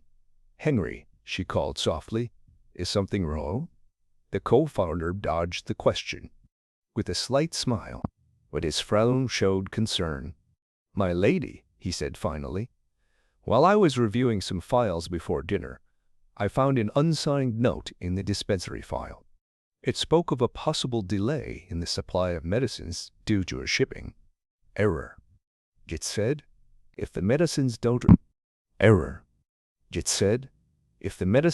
arrive, a garden will wither." Lady Penrose felt a chill. A therapeutic rest garden is essential to the plan. If the medications fail, it will affect community morale and perhaps cast a shadow over our work. Sir. Bernard Huxley looked up from the napkin he had been tensely folding. "It could be a simple administrative oversight," he commented. "But given the veiled warnings of the last few days, I'd prefer to confirm it before discussing it openly." "I'm sure it's not a coincidence," Colonel Fairchild added. The message had the warning tone we've already seen. Someone fears the Foundation's advance. Marjorie put away her napkin and placed her hand on the table. "Could it be a member of the Oversight Committee? Remember, we haven't yet officially appointed the representatives of the church and the banking sector. A murmur arose at the table. Lady Penrose stood up and walked to the window, her fingers brushing the wooden frame. "I'll inquire about the shipping delay tomorrow," he declared. "Foster, please contact Pollard Hawkins' office in London and confirm the status of the shipment. Sir Bernard, prepare a formal request to ensure prompt delivery." Foster nodded firmly. "I will, my lady." As the group absorbed the news, Lady Penrose took a step back and picked up her glass. "And now, let's return to the spirit of this evening. Music and camaraderie. Tomorrow, the sun will bring answers. But tonight, let's celebrate the determination that unites us." The music rose again, and despite the weight of the warning, a hearty laugh filled the hall. Yet in the halls of Greystone, the shadows seemed to lengthen into a deep whisper. The next phase of the intrigue was about to begin, and anyone who wished to undermine the legacy would have to face the iron will of the new guardian. Chapter 18. The Dangers. The next day, dawned with the sky covered in gray clouds and a cool wind rustling the branches of the chestnut trees. In the gardens of Greystone Manor, Lady Isadora Penrose descended the main staircase with a firm step, aware of the urgency now hanging over the foundation. The delay in the supply of medicines threatened the success of the dispensary, and consequently, the trust of the people. Her temples still ached from the tension of last night's dinner, but she knew that postponing decisions would be as detrimental as ignoring veiled threats. In the main drawing room, Sir Bernard Huxley and Colonel Fairchild were waiting for her, conversing in low voices by the fireplace. Foster stood to one side, holding a small stack of official letters. "My lady," the colonel greeted gravely, "I've spoken with the leader of the supply convoy. He informs me that there was a change of route due to a landslide on the coastal highway, and medicines must be transferred in a nearby town and will arrive in 2 days." Lady Penrose frowned. 2 more days of waiting could be disastrous for the clinic's opening. "Without a minimum supply of painkillers and antiseptics, we won't be able to handle even a single emergency." Sir Bernard held up one of the sealed letters. "This letter from London also alerts you to a possible invoice error. Packages of bandages were billed instead of antiseptics. We are urgently attempting to rectify this." She exhaled, holding back a sigh. "I understand the difficulties, but we can't. Convey this uncertainty to Dr. Merrick or Miss Fletcher, who are hoping to begin training staff and distributing materials today. I need an immediate solution." Colonel Fairchild, with his military hair, stepped forward. "I can send the detachment in my personal vehicle, a sturdy 4-wheel drive vehicle, to the village where the supplies are stuck. I would arrive in a few hours and guarantee direct transport." Lady Penrose welcomed the proposal. "Do you think we'll have your permission to use the vehicle?" "You have my word, my lady. I'll arrange the trip first thing in the morning and return before nightfall." "Conditions permitting." Sir Bernard nodded. "In the meantime, I'll proceed with amending the invoice and send an urgent telegram to the supplier requesting the correct antiseptics," he added cautiously. "We may need to resort to alternative medications from the Dorchester pharmacy for emergencies." Lady Penrose looked at her aides, feeling the weight of leadership. "Colonel, prepare the car and organize the itinerary. Sir Bernard, draft a telegram. I'll give the order to send it as soon as you're finished. Foster, contact the pharmacy. In Dorchester, acquire whatever they can lend until our boxes arrive." The butler nodded diligently. "I will, my lady." Lady Penrose leaned back in an armchair. "Thank you all. I trust these measures will allow us to continue with staff training today." A pause. "And please, let's remain discreet. I don't want rumors to spread that the Foundation has stumbled so soon." A colonel and Sir Bernard exchanged a knowing look. "Absolute silence," Sir Bernard assured us. "We'll only inform those who need to know." 2 hours later, Colonel Fairchild started the vehicle's engine while Foster loaded boxes of bandages. gauze, and small bottles of iodine borrowed from the Dorchester pharmacy. In the neighboring village, the coastal road had collapsed, leaving a stretch of slippery gravel and mud. Fairchild gently pressed the accelerator. Lady Penrose, who had decided to accompany him to supervise the transfer, gripped the seat, looking apprehensively at the road ahead. "Madam," said the colonel, "trust me to arrive on time. I'll bring the full boxes and place them in the east wing of the dispensary." She nodded. "Be cautious, Colonel. I don't want to risk your safety." "Don't be afraid," he replied with a restrained smile. "I'll do my best." The journey was arduous. As they drove along the rough road, the wheels skidded in mud puddles. Lady Penrose felt a brief vertigo as the carriage slid, and the colonel skillfully corrected the course. After a couple of tense minutes, they reached the turnoff, where several local aides were waiting with carts. Foster, who had accompanied them, supervised the rapid unloading of the original packages. "We must regroup at once," Lady Penrose ordered. "My intuition tells me our adversary may notice this movement." The village blacksmith, a sturdy man of few words, nodded and helped load the crates into the vehicle. Meanwhile, Colonel Fairchild returned to the driver's seat. "All right, ma'am. Let's go back." Foster closed the door behind them, and the car started back, this time with a double load, the official medicines and the temporary antiseptics. As they left the damaged section behind, Lady Penrose breathed a sigh of relief. "Well done, Colonel," he smiled modestly. "I only carry out my lady's orders ad ignem."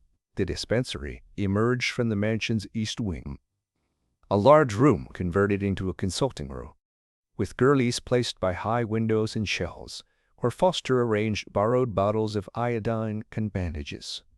Dr. Merrick and Miss Hammond supervised the cleaning and inventory. "Everything is ready to begin," the doctor announced.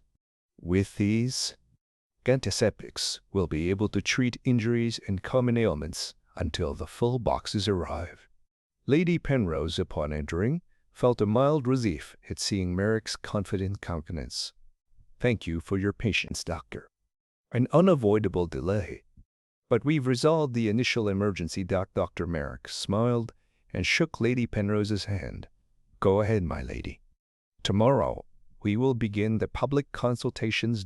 Grandma Price, a villager, was their first volunteer patient. An old wound on her hand, sore and dry. Miss Hammond carefully applied borrowed iodine and bandaged it with gauze, while Lady Penrose watched attentively. The relief on the old woman's face and her sincere gratitude were the most eloquent reward. "I appreciate this service, my lady," he said.